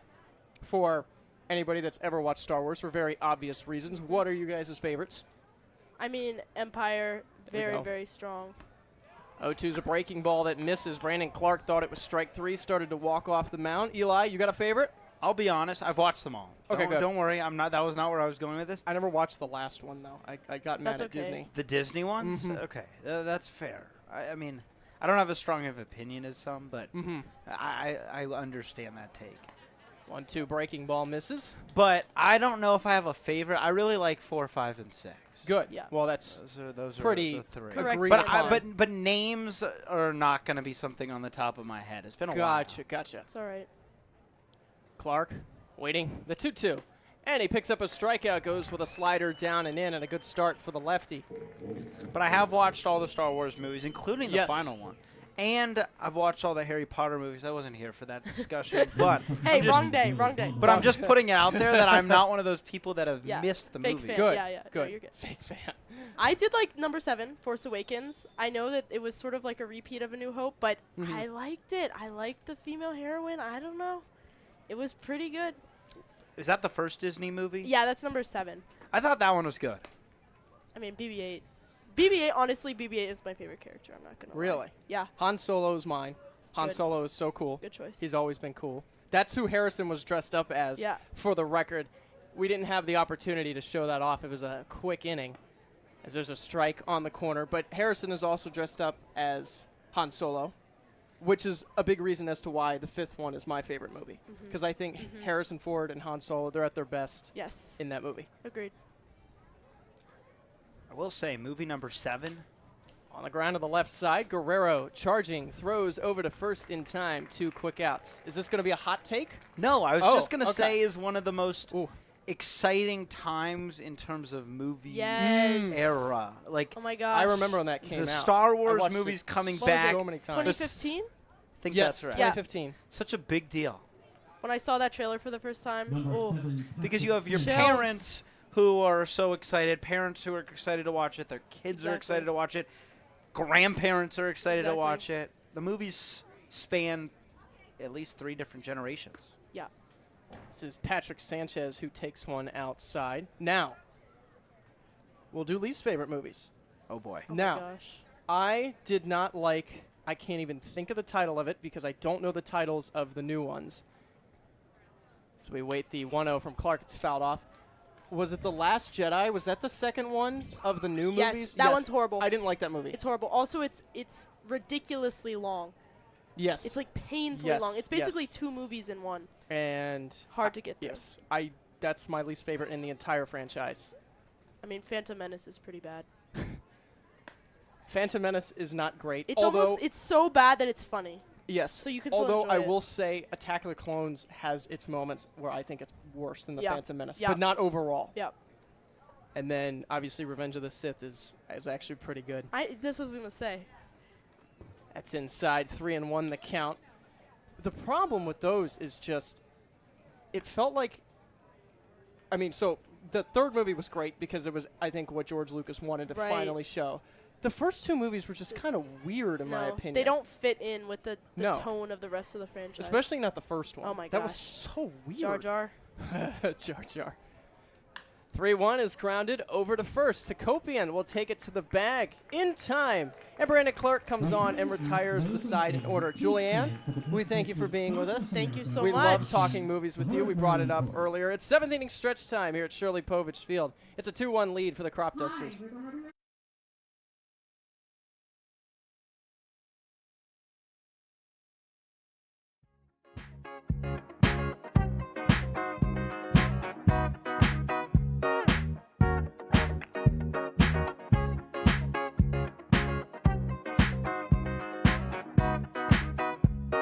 The juice is in the mix, it'll fix you up. I'm gonna ride the boogie train till the sun comes up. Ride the boogie train, ride the boogie train, ride the boogie train till the sun comes up. Meet me in the corner alone. Meet me in the corner alone. Meet me in the corner alone. Meet me in the corner alone. Boogie down, mix up. Boogie down, fix up.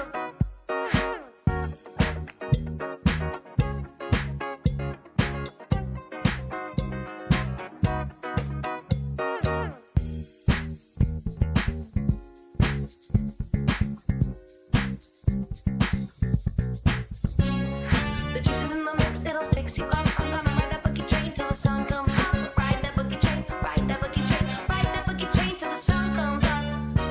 Till the sun comes up. Till the sun comes up. Ride that boogie train, ride that boogie train, ride that boogie train till the sun comes up. Hey baby, I love the way you move. Say hey, hey baby, I love the way you groove. Hey baby, I love the way you move. Say hey, hey baby, I love the way you boogie down. Hey baby, I love the way you move. Boogie down.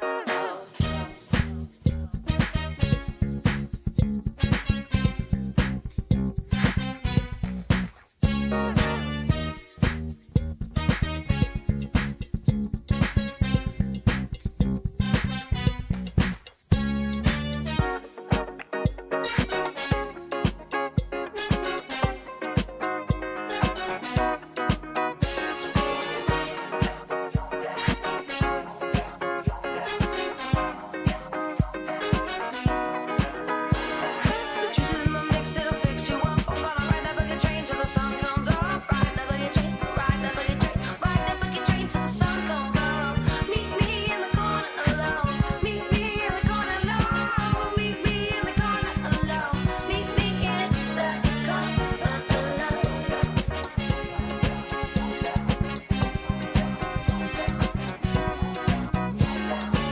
Meet me in the corner alone. Meet me in the corner alone. Meet me in the corner alone. Meet me in the corner alone. Boogie, boogie down, baby. Can you boogie down?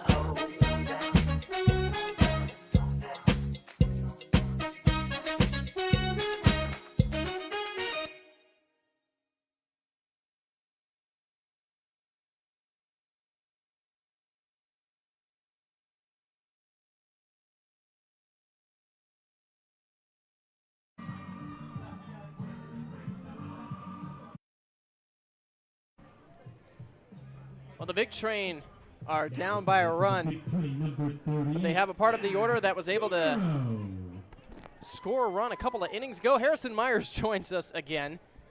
What did you say earlier about a cast of characters Yes, tonight? a cast of characters. I'm repeating a quote you've used throughout the season when describing, because today we were not aware of how many people were going to join us. So That's true. I usually say a cast of characters and then apologize later if it's just one person. Exactly. I mean, it works. That way you're covered on all fronts.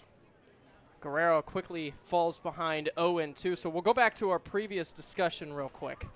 Sam Morris, for the record, is the new pitcher. Just his third appearance this season. A two-way player, and he starts with a strikeout at Jack Guerrero on the corner, and I don't think Guerrero liked it, but he goes down on 3 pitches. Might I point out I was talking during the first batter again? We got to get better at that, Harrison. Jeffrey Hurd solves it. Jack Guerrero apparently brings it Yes. back, so Yes. it's player dependent. Yes. So, let's start. We mentioned earlier that you changed the broadcast and implemented new software, new system. Why don't you talk a little bit about what you specifically did? Because obviously people at home just can see it's different, but don't know what we've really added. Sure. So the biggest difference this year is any number of cameras that we added in, as well as the graphics that we put up. For any returning fans, you might remember there was a camera that would frequently overheat. There was graphics that would take up a large percentage of the screen. And coming on early in January, those were the two things that I really wanted to change and make an impact on. And as you can see from the picture right in front of you, it's a little bit different than it used to be. Lucas Phelps has to walk away. Didn't agree with that one, 1 and 2. And another thing is this isn't something new, but the quality in general is better going on the road. We have this option now to, at the very least, do radio on the road, which, again, not something new. It's been done before. But I feel like we have a little more quality with our system to where we can deliver a better product than previously. Sure, and that's the difference between where things were when we came in versus what we did, bringing some expertise to it and figuring everything out and putting an actual mixer in and doing a whole bunch of other things. Lucas Phelps strikes out. That's back-to-back strikeouts for Morris, who now has got 6 and 2 2/3 innings. Now, let's talk about the process of being selected for the All-Star game, because from Eli and I's perspective, all we had was, oh, somebody from the league wants to come in and look at you, and then walked out of the room very quickly. Yeah, so I was standing up here in the press box one day when the league commissioner walked by. Tim Kirkjian was in the box that night, and he took a couple of pictures of you guys with Tim Kirkjian. I didn't. So I very quickly ran up to him, and I was like, hey, would you mind sending me those photos? Not knowing who he was. Completely not knowing who he was. One thing turned into another. We were talking about broadcasting, and I came in to show him our setup here. From there, it was about 30 seconds later, he said, hey, do you want to do the All-Star game? And that was a couple weeks ago, and we were supposed to be doing the All-Star game yesterday in Olney at the home of these very Cropdusters. Yes, and it was going to be a little bit different than usual as well. We were going to have a bigger staff for that, too, as Dixon Williams hits this one off of Sam Morris, and it's going to kick away from him. And Williams is going to reach, and the tying run is on, and they're going to give Morris a second here to kind of walk around a little bit and make sure he's okay. A hard line drive going up the middle would have been a base hit either way, but now to check on the right-hander. That looked like it hurt. Yes. It actually sounded like it hit his belt, but I could be wrong. I would hope it hit his belt. Yes. Otherwise, it looked like it got him square in the back in one of those bigger muscles, which, while still not great, is certainly better than getting him on a toe, a finger, an arm, a hand, something like that. As we see Dr. Valentine, the Big Train trainer, coming out to take a look, and then quickly turning around and walking away. As the Cropdusters say, he's all set and ready to go. Well, we're glad he's okay. Jason Schiavone is going to be the hitter who has been a big producer for the Big Train today. He's got a single, and he's got an RBI on a sacrifice fly, the lone run driven in. All-star Jason Schiavone. All-star Jason Schiavone. Have to make sure we include that in there as well. 9 players now get to be introduced as all-star. Insert your name here. So runner at first, Schiavone up. And the first pitch is a called strike. Now, what year did you join the Harbor Hawks? I joined the Harbor Hawks. Well, I saw my first Harbor Hawks game in 2005. Okay. Buster Posey was playing for the YD Red Sox back then, which should tell you how many eons and decades ago that is. It was before Buster Posey became Buster Posey.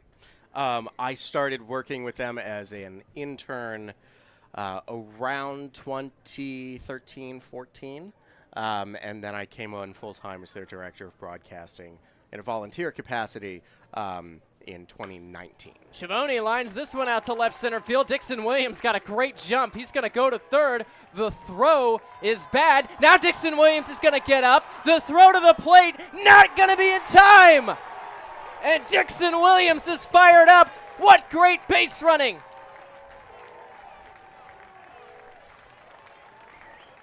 First of all, the jump on the base hit from Schiavone was incredible. By the time that ball hit in the outfield, Williams was already headed to third. The throw to third, not great. A low hopper that kicked to left field, and the Big Train will take advantage of that every time. You know, and that's the thing with baseball. You can be as good as you want, but as my father frequently says, I'd rather be lucky than good. Right. And that is pure luck right there, and really, really good base running from Dixon Williams that all of a sudden changes the whole complexity of this game. Well, it's Eddie Hakopian who takes this one upstairs. This is now the third time today for Eddie that he has come up with runners on, and the second time with runners in scoring position, as Schiavone, with Dixon Williams coming home, good heads-up base running, getting to second base.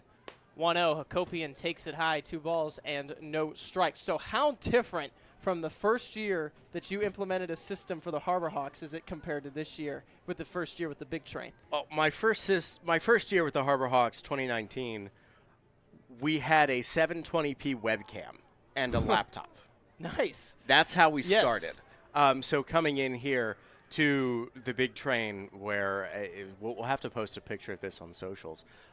There are 5 cameras currently broadcasting this game. I can count all of them right here in front of me even. So it's a bit of a different perspective.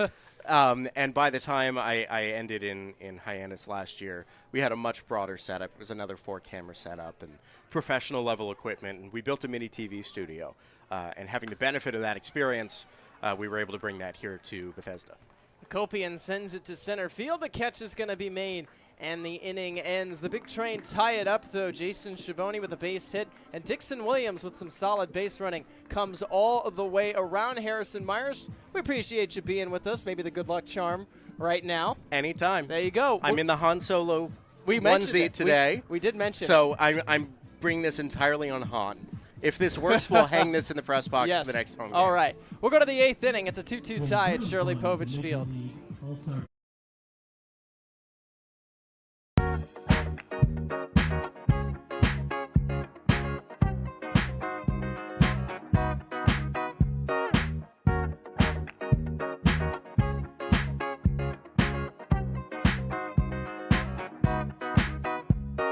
The juice is in the mix, it'll fix you up. I'm gonna ride the boogie train till the sun comes up. Ride the boogie train, ride the boogie train, ride the boogie train till the sun comes up. Meet me in the corner, no. Meet me in the corner, no. Meet me in the corner, no. Meet me in the corner, no. Boogie down, mix up.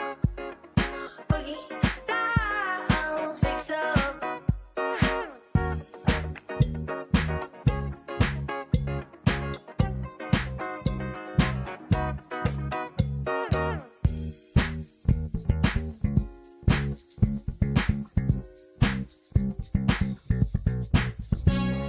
The juice is in the mix, it'll fix you up. I'm gonna ride that boogie train till the sun comes up. Ride that boogie train, ride that boogie train, ride that boogie train till the sun comes up.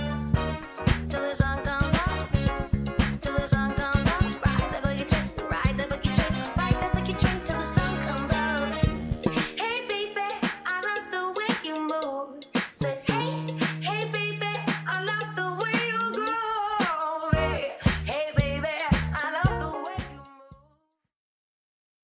move. And we're back on the Big Train Baseball Network, and we welcome you inside the broadcast booth. Ray Ash joins us, one of the interns here who is responsible for Star Wars Night tonight, a 2-2 tie, both teams with 7 hits apiece, and an error was charged on the throw to third in that inning that allowed Dixon Williams to score. First of all, Ray, we appreciate you being with us. What kind of hot dog do you have?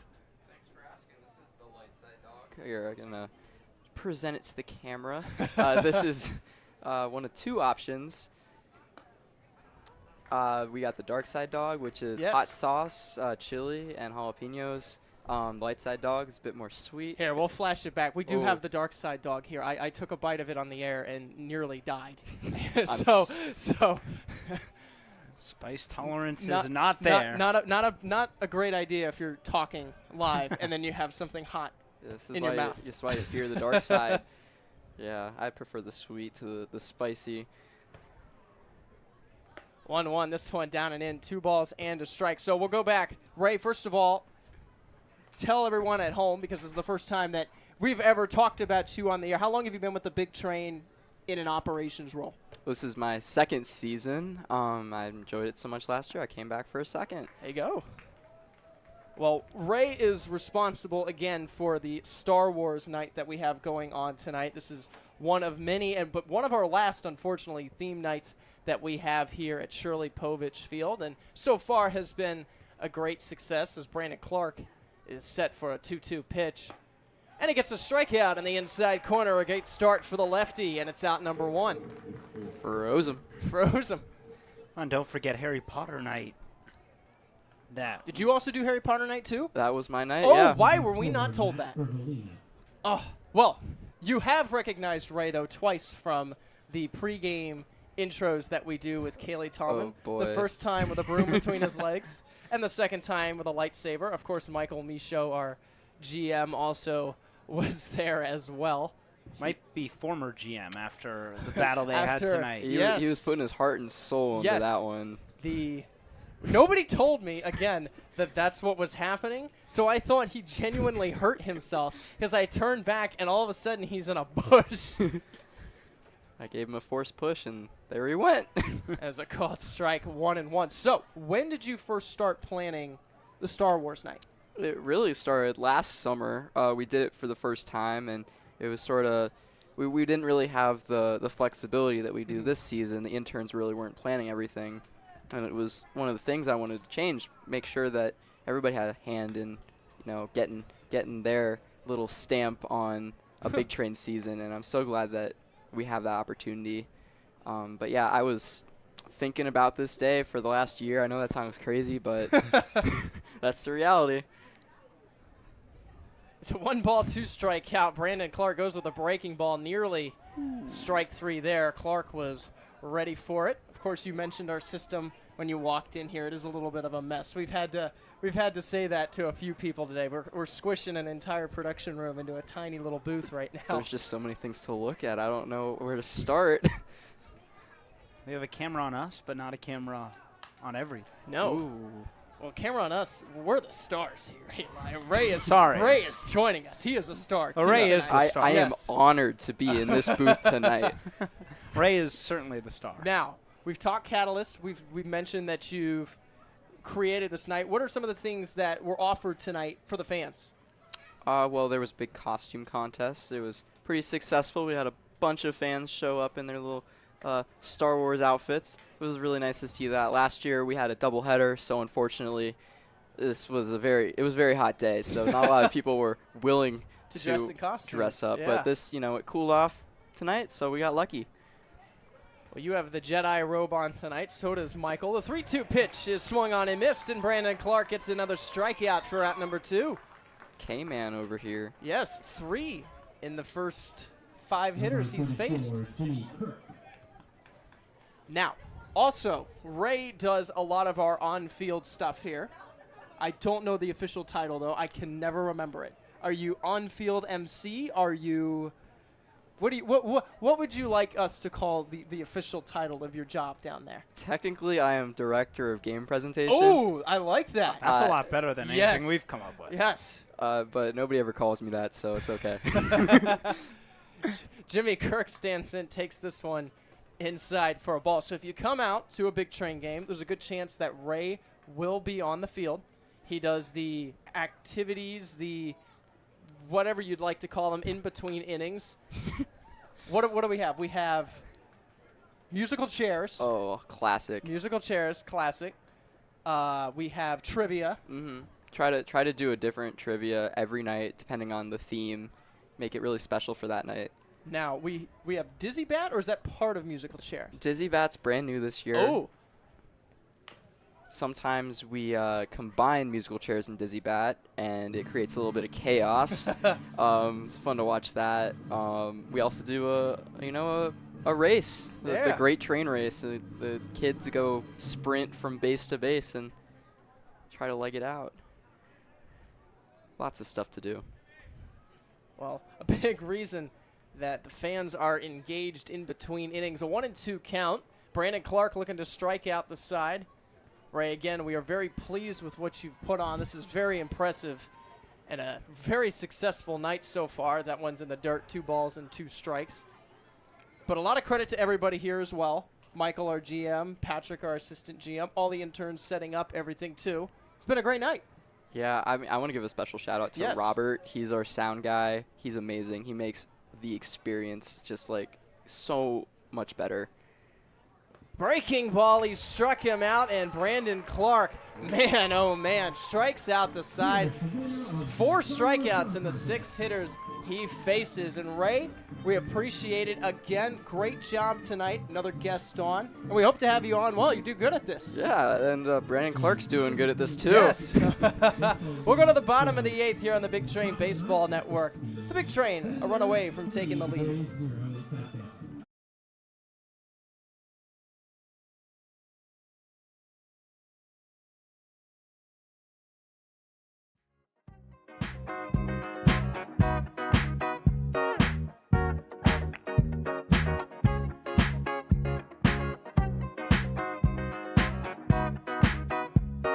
The juice is in the mix, it'll fix you up. I'm gonna ride the boogie train till the sun comes up. Ride the boogie train, ride the boogie train, ride the boogie train till the sun comes up. Meet me in the corner alone. Meet me in the corner alone. Meet me in the corner alone. Meet me in the corner alone. Boogie down, mix up. Boogie down, fix up.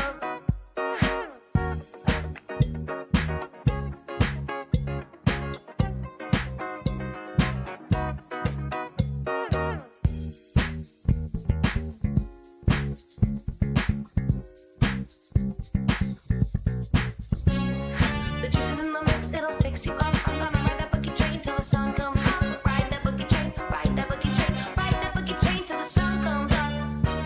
Till the sun comes up. Till the sun comes up.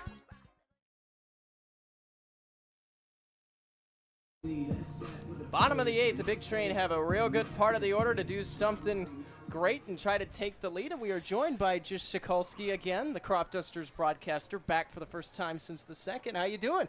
Well, I was doing a lot better in the second inning when we were winning, but I'll try not to be too much of a homer here on your broadcast. Eli and I were talking about it. Harrison and I were talking about it. It's great. You know, the Cropdusters came out of nowhere. This is a team that the Big Train went 5-1 against last year. And it's great having another competitive team other than the Aces, especially in our division. Yeah, I mean, I think it was kind of a long time. It was a long time coming, even though we've only been around 1 year. Our general manager, Brian Brewer, has done an incredible job scouting talent. He was with the Thunderbolts for quite a long time. Then when the Cropdusters were created, he co-founded them, and we've got a lot of great D1 talent, a lot of even better D2 talent. We got 4 Millersville guys. They made a run to the World Series, so it's really a testament to our front office doing a great job. I mean, scouting really is such a huge part of summer ball and getting talent as well. Rasmussen swings at a 1-2 and fouls this one back. We've been watching you, though, over here on the edge of your seat. For the record, Jish has been in our other broadcast booth tonight as well. It's part broadcast room, part storage room, part room of death right now, which is what we call the trash room whenever we have a new piece of equipment. Rasmussen, slow chopper out to second. Going to be a tough play. The throw going to be in time, and Rasmussen is retired. Yeah, very small room. If you've ever watched sports with me, you know, like when I get nervous, I like to pace a little yes, bit. Yes, I do too. Not a lot of room in there for that, but you know, we make do. We make do. So sitting up, sitting down, standing up's got to make do. Well, brings up Jeffrey Hurd now, who's having a great night so far. 2 for 3. He's got the double in his last at bat. That was in the 6th on that near diving catch in right field by Painter, right? Yes. Yeah, he made another one. He made one of those to success though last time he was here. Ooh. Yeah.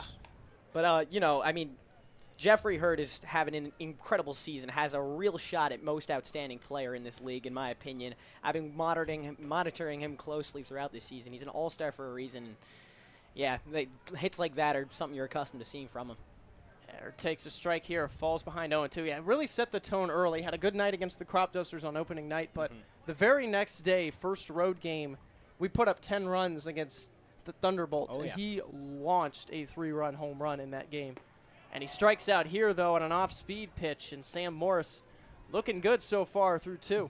Yeah, another one of those Millersville guys, like I was talking about. Primarily a position player at Millersville, plays right field, but his freshman year he was the reliever there and was very productive in that role. So perhaps he's just easing himself back into this pitching, rotation in the bullpen and at Millersville. There's Jacob Orr now. 2 outs. He takes the first one upstairs. This is the first time Morris has faced off against the Big Train in either side. First time on the mound. Has not played offense or defense against them yet this year either. Last time he's played in the field was the 8th, and Orr swings and drives this one to shallow right center field. Long run, but Orr is retired. And the Big Train go down in order quickly. 1, 2, 3. Don't go anywhere. We got a lot of baseball left, in my opinion. We'll go to the 9th. It's a 2-2 tie from Shirley Povich Field.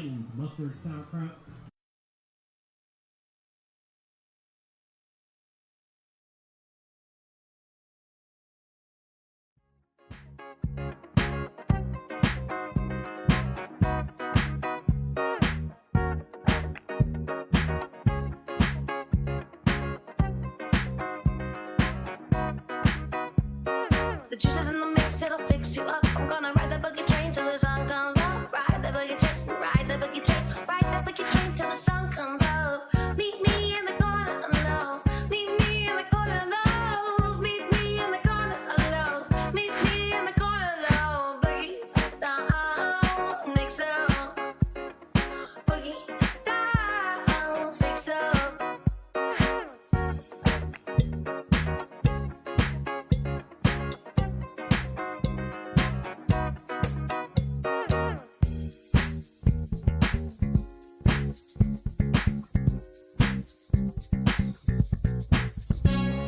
The juice is in the mix, it'll fix you up. I'm gonna ride that boogie train till the sun comes up. Ride that boogie train, ride that boogie train, ride that boogie train till the sun comes up. Till the sun comes up. Till the sun comes up. Ride that boogie train, ride that boogie train, ride that boogie train till the sun comes up. Hey baby, I love the way you move. Say hey baby, I love the way you groove. Hey baby, I love the way you move. Say hey baby, I love the way you boogie down. Hey baby, I love the way you move.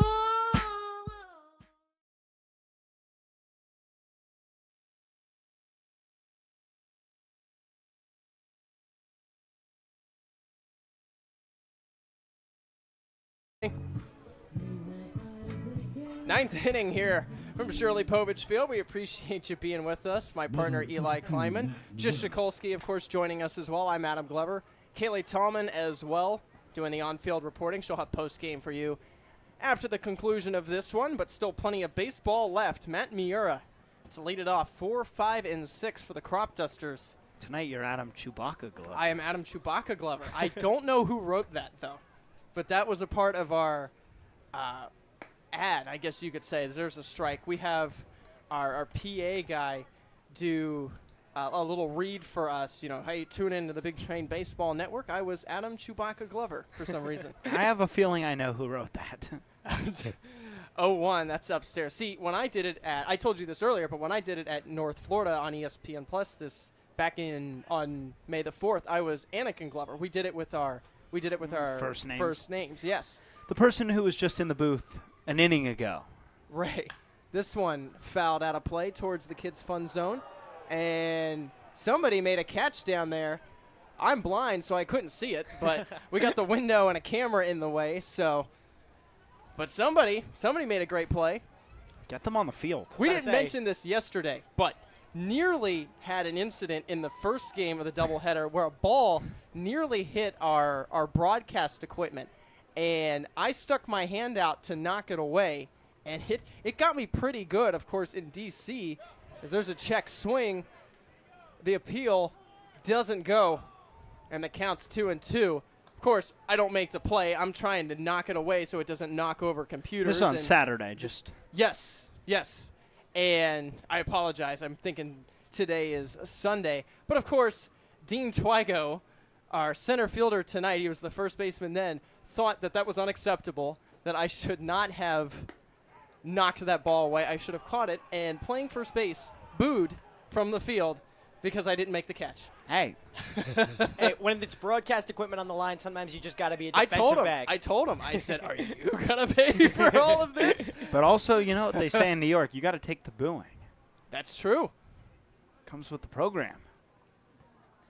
Clark, the 3-2 pitch, down and in, ball 4. And Miura draws a leadoff walk the second time he reaches in this game.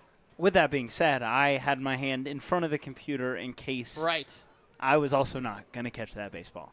I will say, a lot faster than I thought it was. I got up and was like, oh, incoming. Stuck the hand out and then immediately hit my hand. Didn't even have time to react. Of course, Eli's smiling because I never said anything on the air when it happened. But we're up. If anybody's ever been to the Nats Youth Baseball Academy, we're above the concession stand where there's some picnic tables and a low throw over to first from Clark. And Hakopian has to make sure that doesn't get away. So we're up over a balcony, so this was just a foul ball hit over the net towards the bullpen towards first base, which is why we had the chance to make the play. We weren't in a press box there. What's unfortunate is you've wanted that foul ball for so long. I know, that's true. And, you know, that's a bunt. Schiavone barehands. It's going to go to second for one. Relay to first is high. But Jason Schiavone with the bunt right in front of home plate gets the out at second. Seemed that caught everybody by surprise that it stayed fair. Number You know, I said in the last broadcast, Cropdusters broadcast, we don't see a lot of successful bunts from the Crops. Usually they have to pull up, and then by that point you don't get like a Right. successful bunt situation. But usually those roll foul, and I'm sure Painter, that's what he thought. Saw it just sitting there right in front of home plate. Took everybody like a second to react to that one. And lucky probably that the throw back to first was high. Well, Brandon Clark to a dangerous hitter in Anthony Swenda, who homered earlier. One out, runner over at first. Big Train a chance to get out of it with a ground ball. Clark delivers. Down and in, now 2 balls and no strikes. Clark, throughout this year, has struggled with command. Tonight he's been very good, Eli, but it's always in the back of your mind. Sometimes Clark can almost get a case of the yips and just can't find the zone. Yeah, really, that was one start where he had 6 walks. But you're right, the command can come and go, and when it's on, it's fantastic. This one a little low, now 3 balls and no strikes. When it's off, You it have problems. it can be a problem, and just the walks can pile up really quickly. Well, Clark started the first game that the Big Train played in D.C. way back earlier this year in June. So the 3-0 is nowhere close, and it's a hit by pitch. It is not a ball and a wild pitch, so they're going to give Anthony Swenda some time here. And Schiavone had signaled down to, I think, Dr. Valentine, our trainer, but he takes the slow walk to first, and here comes Coach Lopez to talk to Brandon Clark. Yeah, I mean, this is exactly what we're talking about, and in such a big moment, it's one of those plays where you really need strikes. If another team gets a big hit off you, you know, it's not great, but that's what it is. You live life that way, but especially in the top of a 9th in a tie game, and a game as important as this one is. Yes, just to review again, the Big Train, what was it, 2.5 game lead right now? 2.5 game in the lead. North Division. Both these teams very competitive. The Big Train have taken advantage recently of the Cropdusters struggling a little bit. They're 2-6 in their last 8 games, but still, for some teams, 14 games. For some teams, 12 games left. 12 for the Big Train, 12 for the Big 11 Train. for the Cropdusters. Right. There's still plenty of time for the Cropdusters to come back and win the North. And they play 3 times, including tonight, the remainder of the way. So a lot on the line in those head-to-head meetings. This one on the corner misses. It was a real good pitch, but Clark doesn't get the call. Now ball and no strikes. You got to imagine a win today for the Cropdusters would be the start of something to get hot. The Big Train Right. have always been, you know, the big bad team, the big brother for these Cropdusters, as you guys have mentioned on this cast. But if a win right here could get the Cropdusters hot again, they've won 7 in a row one time this season, 2 in a row. Like, they go on win streaks. That's how they've gotten their wins. And this has been the roughest stretch so far, but a win here today could really turn around the culture. This is Jack Cannizzaro, the catcher. In a 1-1 count, came up with nothing on that off-speed pitch there. Same situation for the Big Train. They look to turn 2. This one too far down. Schiavone able to keep it in front of him. I think for the Big Train, equally a win puts you in a good spot. Right. And not just because you're beating your rival, but going up 3.5 games with only 10 and 11 games to play with is just, that's a hard number to come back against. Versus 1.5 is a lot more doable. This one slowly hit down to third. It's going to go foul. Jack Carrero was nowhere near that ball. So if that stayed fair, that was trouble for the Big Train. But Clark in command again. 2 balls and 2 strikes. Has a pitch to work with here, but does not want to fall behind. Jack Cannizzaro, he on the other end, he's having a bit of a slow day to his standards, 0 for 3, but hasn't really had a lot of success against the Big Train. Has played in 2 matchups against them, no hits and 4 at-bats. This one skips in the dirt. Schiavone picks it up, and going to third will be Painter, but no advance from Swenda, and it's runners at the corners, and the go-ahead run 90 feet away. And that's big for Jack Cannizzaro as well at the plate. Hasn't hit a home run yet this season, but has had these balls that goes into orbit. Has been a victim of many a fly ball that falls just a few feet short. Hit a triple earlier this year too. Don't want to put anything out into the universe just yet, but something you got to look out for the speedy catcher. Clark taking his time. Runners off and going, the 3-2. This one too far outside, ball 4, and the bases are loaded. And that's a mistake from Clark. It didn't end up costing him, but he thought there was a runner at third so we could work out of the windup. But with a runner at first and no one on second, you can't do that. And we saw instantly the runner take off from first to second in Swenda, and he would have had the base stolen easily had that pitch been a strike. Well, Sal Colangelo will make a change. Brandon Clark is done. We'll talk about the new pitcher in just a bit. You're watching Big Train Baseball on the Big Train Baseball Network.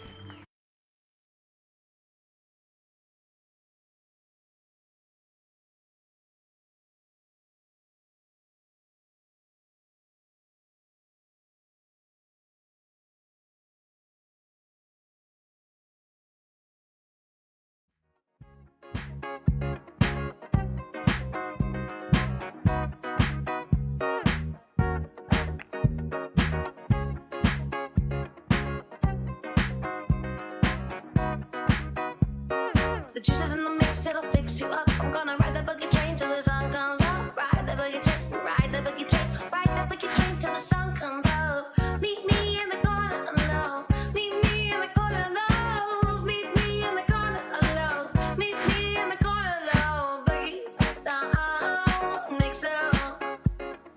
Boogie down, fix up.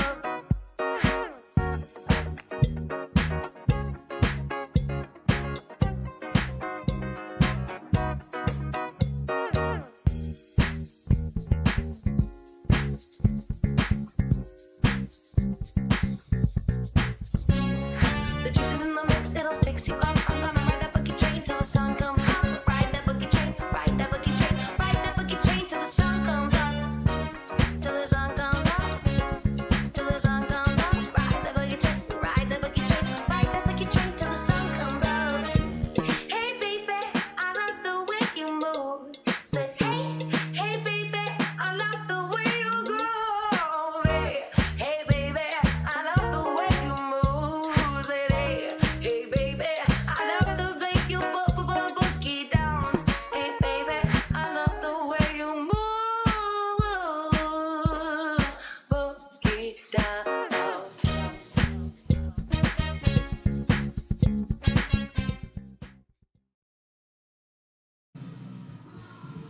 Well, Sal Colangelo will go with his all-star closer, Jack Robinson, in a big situation. The base is loaded for the Cropdusters in the 9th. 1 out, and no better guy this season, Eli, than Robinson, a guy who has not allowed an earned run in the 4 innings that he's pitched so far for the Big Train this year. Yeah, he's been fantastic. Out of the bullpen in a big strikeout situation. First pitch is a fastball that misses up and in. On the other end of things, being the Cropdusters correspondent Yes. booth, it's Phil Baumhofer, man. Another person who started off the year a little slow, but in his last 9 games, 6 multi-hit games. He's been on a tear recently. And that one is taken inside. 2 balls and no strikes. Somebody from the Big Train dugout screamed, "No way." And Robinson already behind. Yeah, now if you're Baumhofer, you get a pitch you likely want to hit here. 2-0. Way outside, 3 balls and no strikes. Nowhere to put him. Baumhofer is no stranger to swinging the bat. He likes swinging hard, even though he has no homers on the year. Sometimes he'll miss a ball so bad, the bat will fly out of his hand. I've seen that about 3 times this year. It's very funny to watch. 3-0, outside ball 4. Robinson comes in, walks him on 4 pitches, and the Cropdusters take the lead. And the late inning issues for the Big Train bullpen continue. I mean, and that's just great patience from Baumhofer. He leads the team in strikeouts, so seeing him take a 4-pitch walk in a scenario like this where it's so tempting to clear those bases, got to commend his patience at the plate. Well, bases remain loaded. Here's Patrick Sanchez. First pitch, And a called strike on the inside corner. Huge to get ahead of a count, especially after a 4-pitch walk. If you're Jack Robinson, your goal now is limit the damage. Try and make this a 1-run game going to the bottom of the 9th. Oh, look at the breaking ball. Sanchez not ready for it. 0-2. Robinson ahead and looking good right now in this at-bat, keeping him off balance. How about a tale of 2 at-bats? Robinson in this at-bat is showing some great command. Down 4 pitches, 4 balls in his previous at-bat. Now 2 pitches, 2 strikes. The 0-2 goes back to the breaking ball and gets a strikeout, and it's a massive out number 2 for the big train. Well, not out of it yet, but that's what you need from Robinson. That run will be charged to Brandon Clark, who is now the pitcher of record for the big train.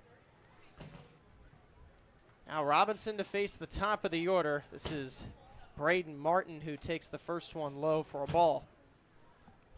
Braden Martin, another member of this Cropdusters team that draws a lot of walks. It's a reason why he's hitting in our leadoff spot. After Cam Nelson went back to school just a few days ago, Martin slid right in, and he's been productive in his few starts from the top of the order. Robinson falls behind, 2 balls and no strikes. Swenda over at third. Canizero at second. And Baumhofer over at first. Good hitters count here, 2-0.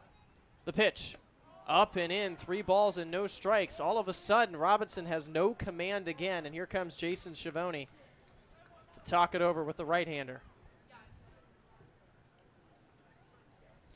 Yeah, the command just gone again. 3-pitch strikeout after a walk, and unfortunately, command seems to be a little bit lost again.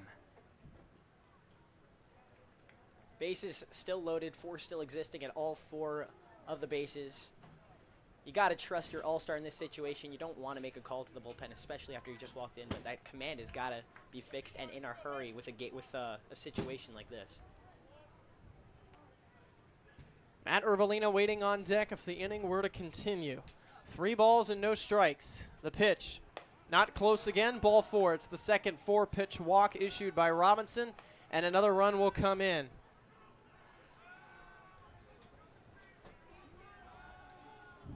Number 4, Matt Urbalina. And just a tough moment for the big train in the 9th. And if you think back to the last game as well, this is the second straight time the big train have played the Cropdusters that the bullpen has not been able to hold. Because if you remember, Gutierrez pitched great in that 3rd game, and it's just 3 runs in the 9th inning that night. Yeah. Ooh, I remember that game. I was in the car with my dad. It was Father's Day. If you remember, we're on the road. I see Jimmy Kirk hit one opposite field, his first home run in a 4-game stretch. Almost made my dad crash the car. I was going crazy. Yeah, they yelled at me a little bit after. I'm like, guys, come on. Jimmy Kirk just hit a home run. And now Guerrero's going to go talk to Robinson. Outside of the strikeout for Robinson, he's got 10 balls, 0 strikes. And in that strikeout, it was 3 pitches. Yes. So that's not the ratio you're looking for.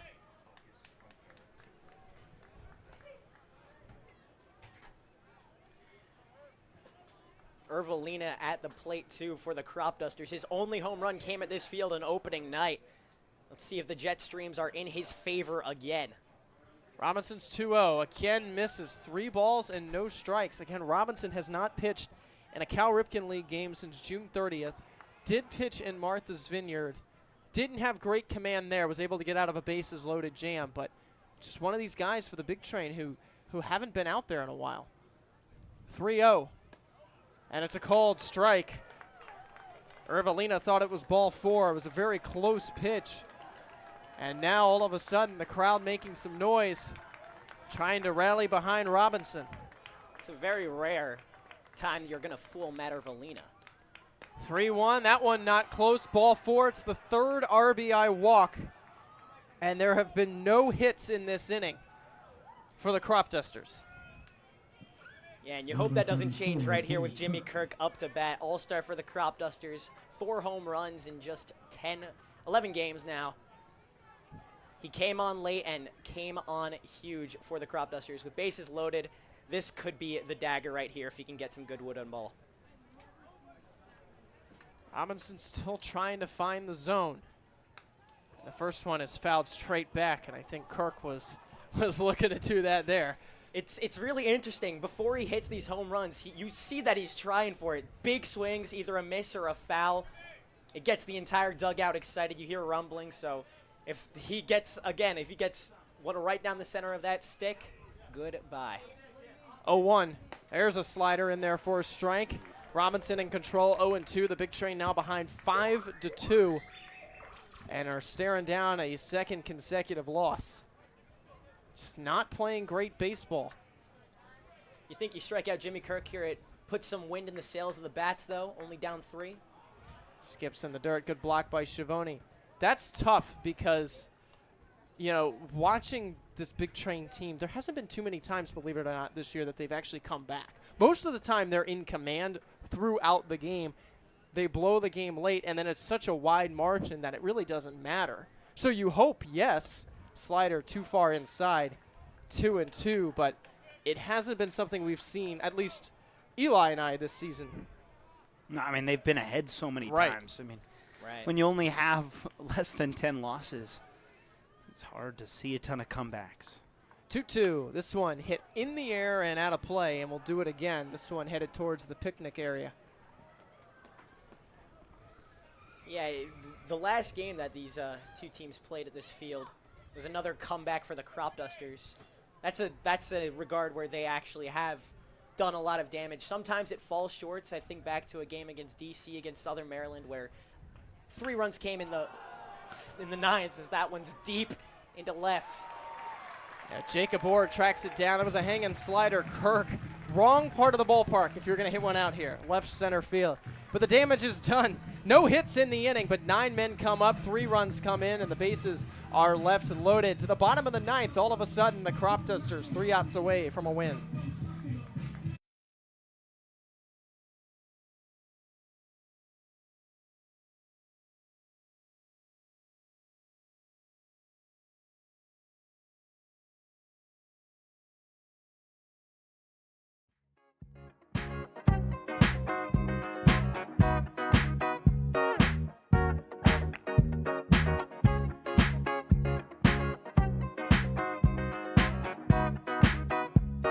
The juice is in the mix, it'll fix you up. I'm gonna ride the boogie train till the sun comes up. Ride the boogie train, ride the boogie train, ride the boogie train till the sun comes up. Meet me in the corner alone. Meet me in the corner alone. Meet me in the corner alone. Meet me in the corner alone. Boogie down, mix up. Boogie down, fix up.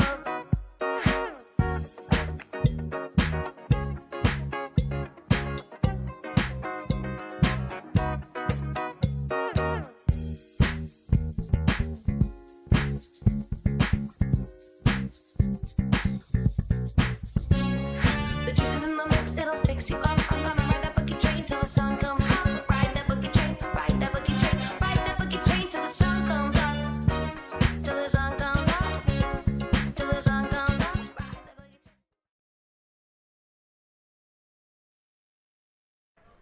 Well, the Big Train down to their final 3 outs. Dean Twygo to lead it off. Morris returns to the mound, and they hope Twygo can, at the very least, get a leadoff base runner here in the first one down and in. The Big Train, though, a really tough month of July, and their longest road trip of the year, Eli. They're going to have 3 games in 4 days. Excuse me, 4 games in 3 days. Said that backward as Twygo takes that one outside, and they're going to have to go to all the Montgomery County teams.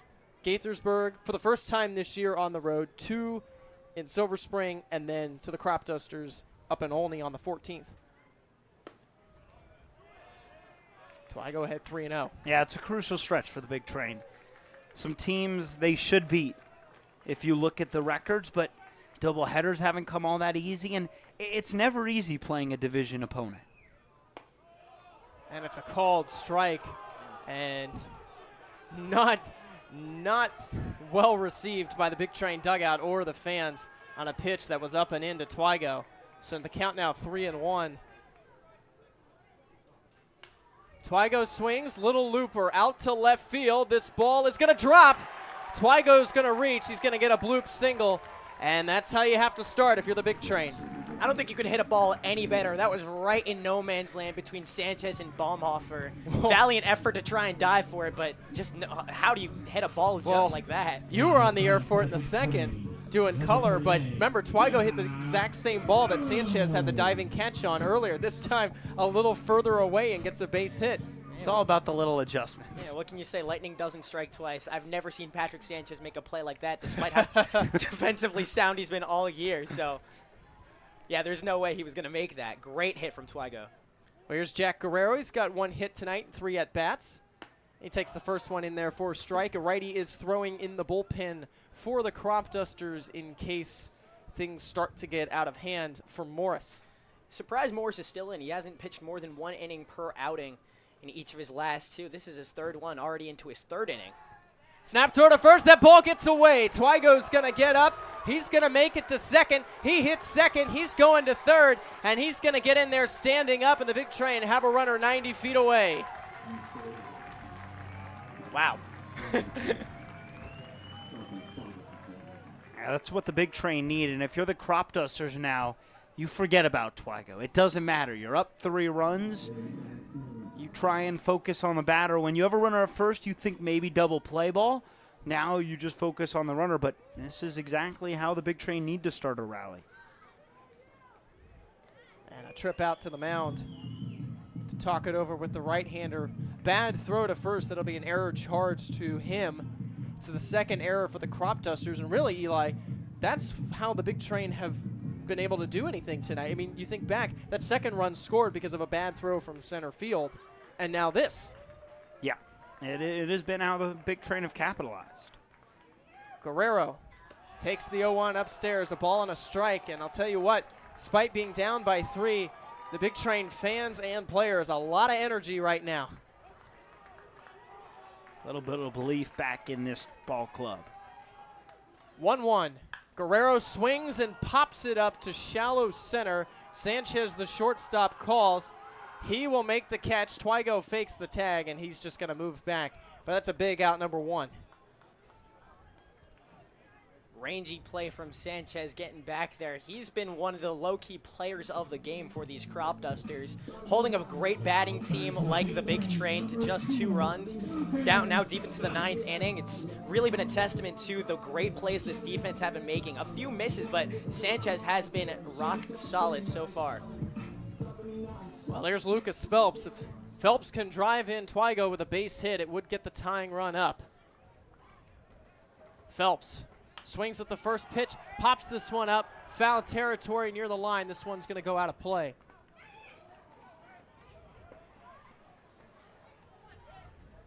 A little late on a fastball there. Phelps 1 for 3 singled back in the 5th. Also has flown out to deep center and struck out swinging.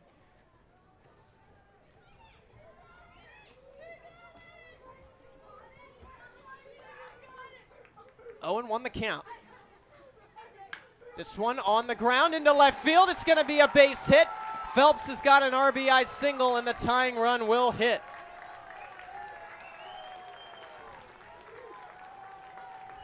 That's a big swing of the bat.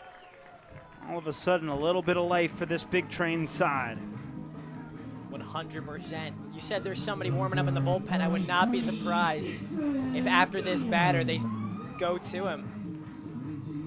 Moore's having a very solid outing in his most lengthy extension at the bump, but a game that was in the balance for the Cropdusters. You got to go to one of your primary pitchers in the late goings of this. Well, here's Dixon Williams, late on a fastball and falls behind 0-1. This is the part of the order, though, 6, 7, 8, 9, that has done a lot of damage today. They are now responsible for 7 hits tonight. Dixon Williams has had the Cropdusters number all year, 4 from 9 in his 2 games versus the Crops. 3 for 4 with a run, a strikeout, and a steal in his last appearance against them. Not the batter you want to see if you're Sam Morris on the mound. 1-1 the count, 1 out, big hole on the right side. And Williams late again on a high fastball and falls behind 1-2. Can't lay off that pitch right now.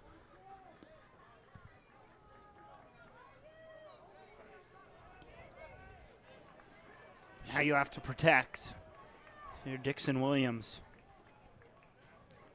Schiavone on deck. The 1-2. And he swings and fouls one into the mitt for a strikeout. And it's out number 2, and that's a huge hitter retired by Morris. Now back to the big train, number 20, Jason Schiavone. Yeah, it's a really big strikeout for Morris. All of a sudden, you feel a little bit back in control, but Jason Schiavone is a really dangerous bat to have in the plate with 2 outs. He's shown it today too, 2 for 2 with one of the 3 runs batted in this contest. Schiavone not close to a changeup. All 3 balls that Schiavone has hit today have been fastballs. So expect, in my opinion, some off-speed and breaking balls to Schiavone. Try to keep him off balance. 0-1.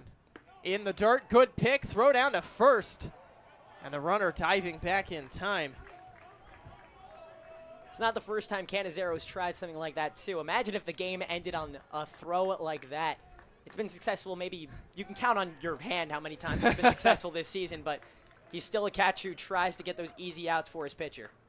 1-1 in the dirt. This one gets away, heads towards the Big Train dugout, and Phelps will move into scoring position. Second straight spike from Morris. He's losing his feel on this ball, and now is not the time to do that. Coach Leader taking a real big gamble keeping him out there so far. Let's see if he can make Leader's trust pay off. Hakopian on deck. If the game were to continue, 2-1 to Schiavone in a fastball count. And he misses. It gives him a changeup, and again, Schiavone can't keep up with that pitch. And now the Big Train down to their final strike. And the Big Train an off day tomorrow before 3 straight days with 4 games, all on the road. The 2-2 outside, and the count goes full. Is it hot in here? You have a base to play with if you're the Cropdusters, but I don't think you really want to use it. Never easy. Yeah, especially with top of the order due up. 3-2, Schiavone swings. It's a high fly ball down the line. This one is going to go foul, and the left fielder flips over the wall. He's okay. That's classic Will Baumhofer. Wow. What an effort.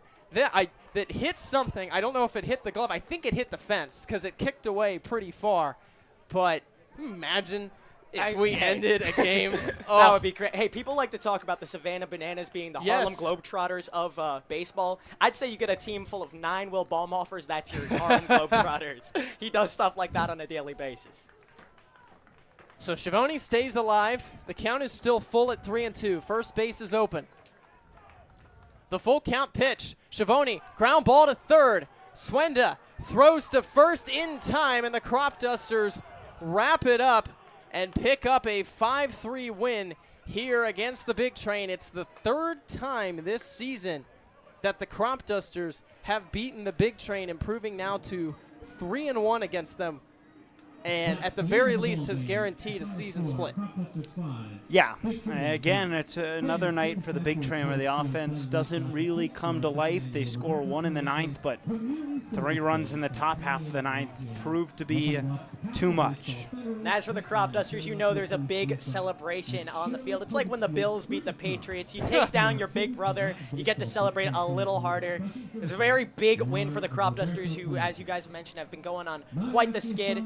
Perhaps this is what they need to right the ship for the late stretch of this season. Playoffs on the line. We'll look at the final lines here. The Cropdusters, 5 runs, 7 hits, and 2 errors. The Big Train, 3 runs, 9 hits, and no errors. Morris will get the win for the Cropdusters. The loss will go to Brandon Clark. But Eli, another night, though, where the Big Train out-hit an opponent and only scratch across 3 runs. Yeah, it's not producing base runners that has been the problem. Right. It is getting that clutch hit, and that's what happens when you're in a slump. It just feels like you leave too many guys on base. Yeah, I don't expect it to last too much longer for the Big Train, but it is certainly tough while it does.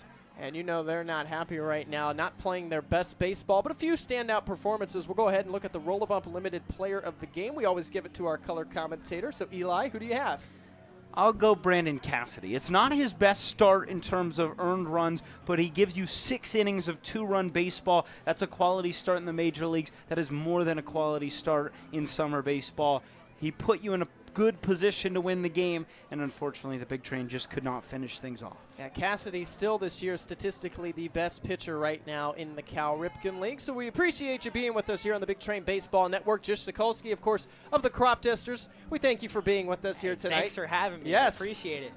Of course, for Eli Kleinman, our on-field reporter, Kaylee Tallman, and our broadcasting producer/director/ whatever title he would like to be called, I'm Adam Glover saying goodbye to you. We got an off day tomorrow, but we'll see you on the road in Gaithersburg on the 12th.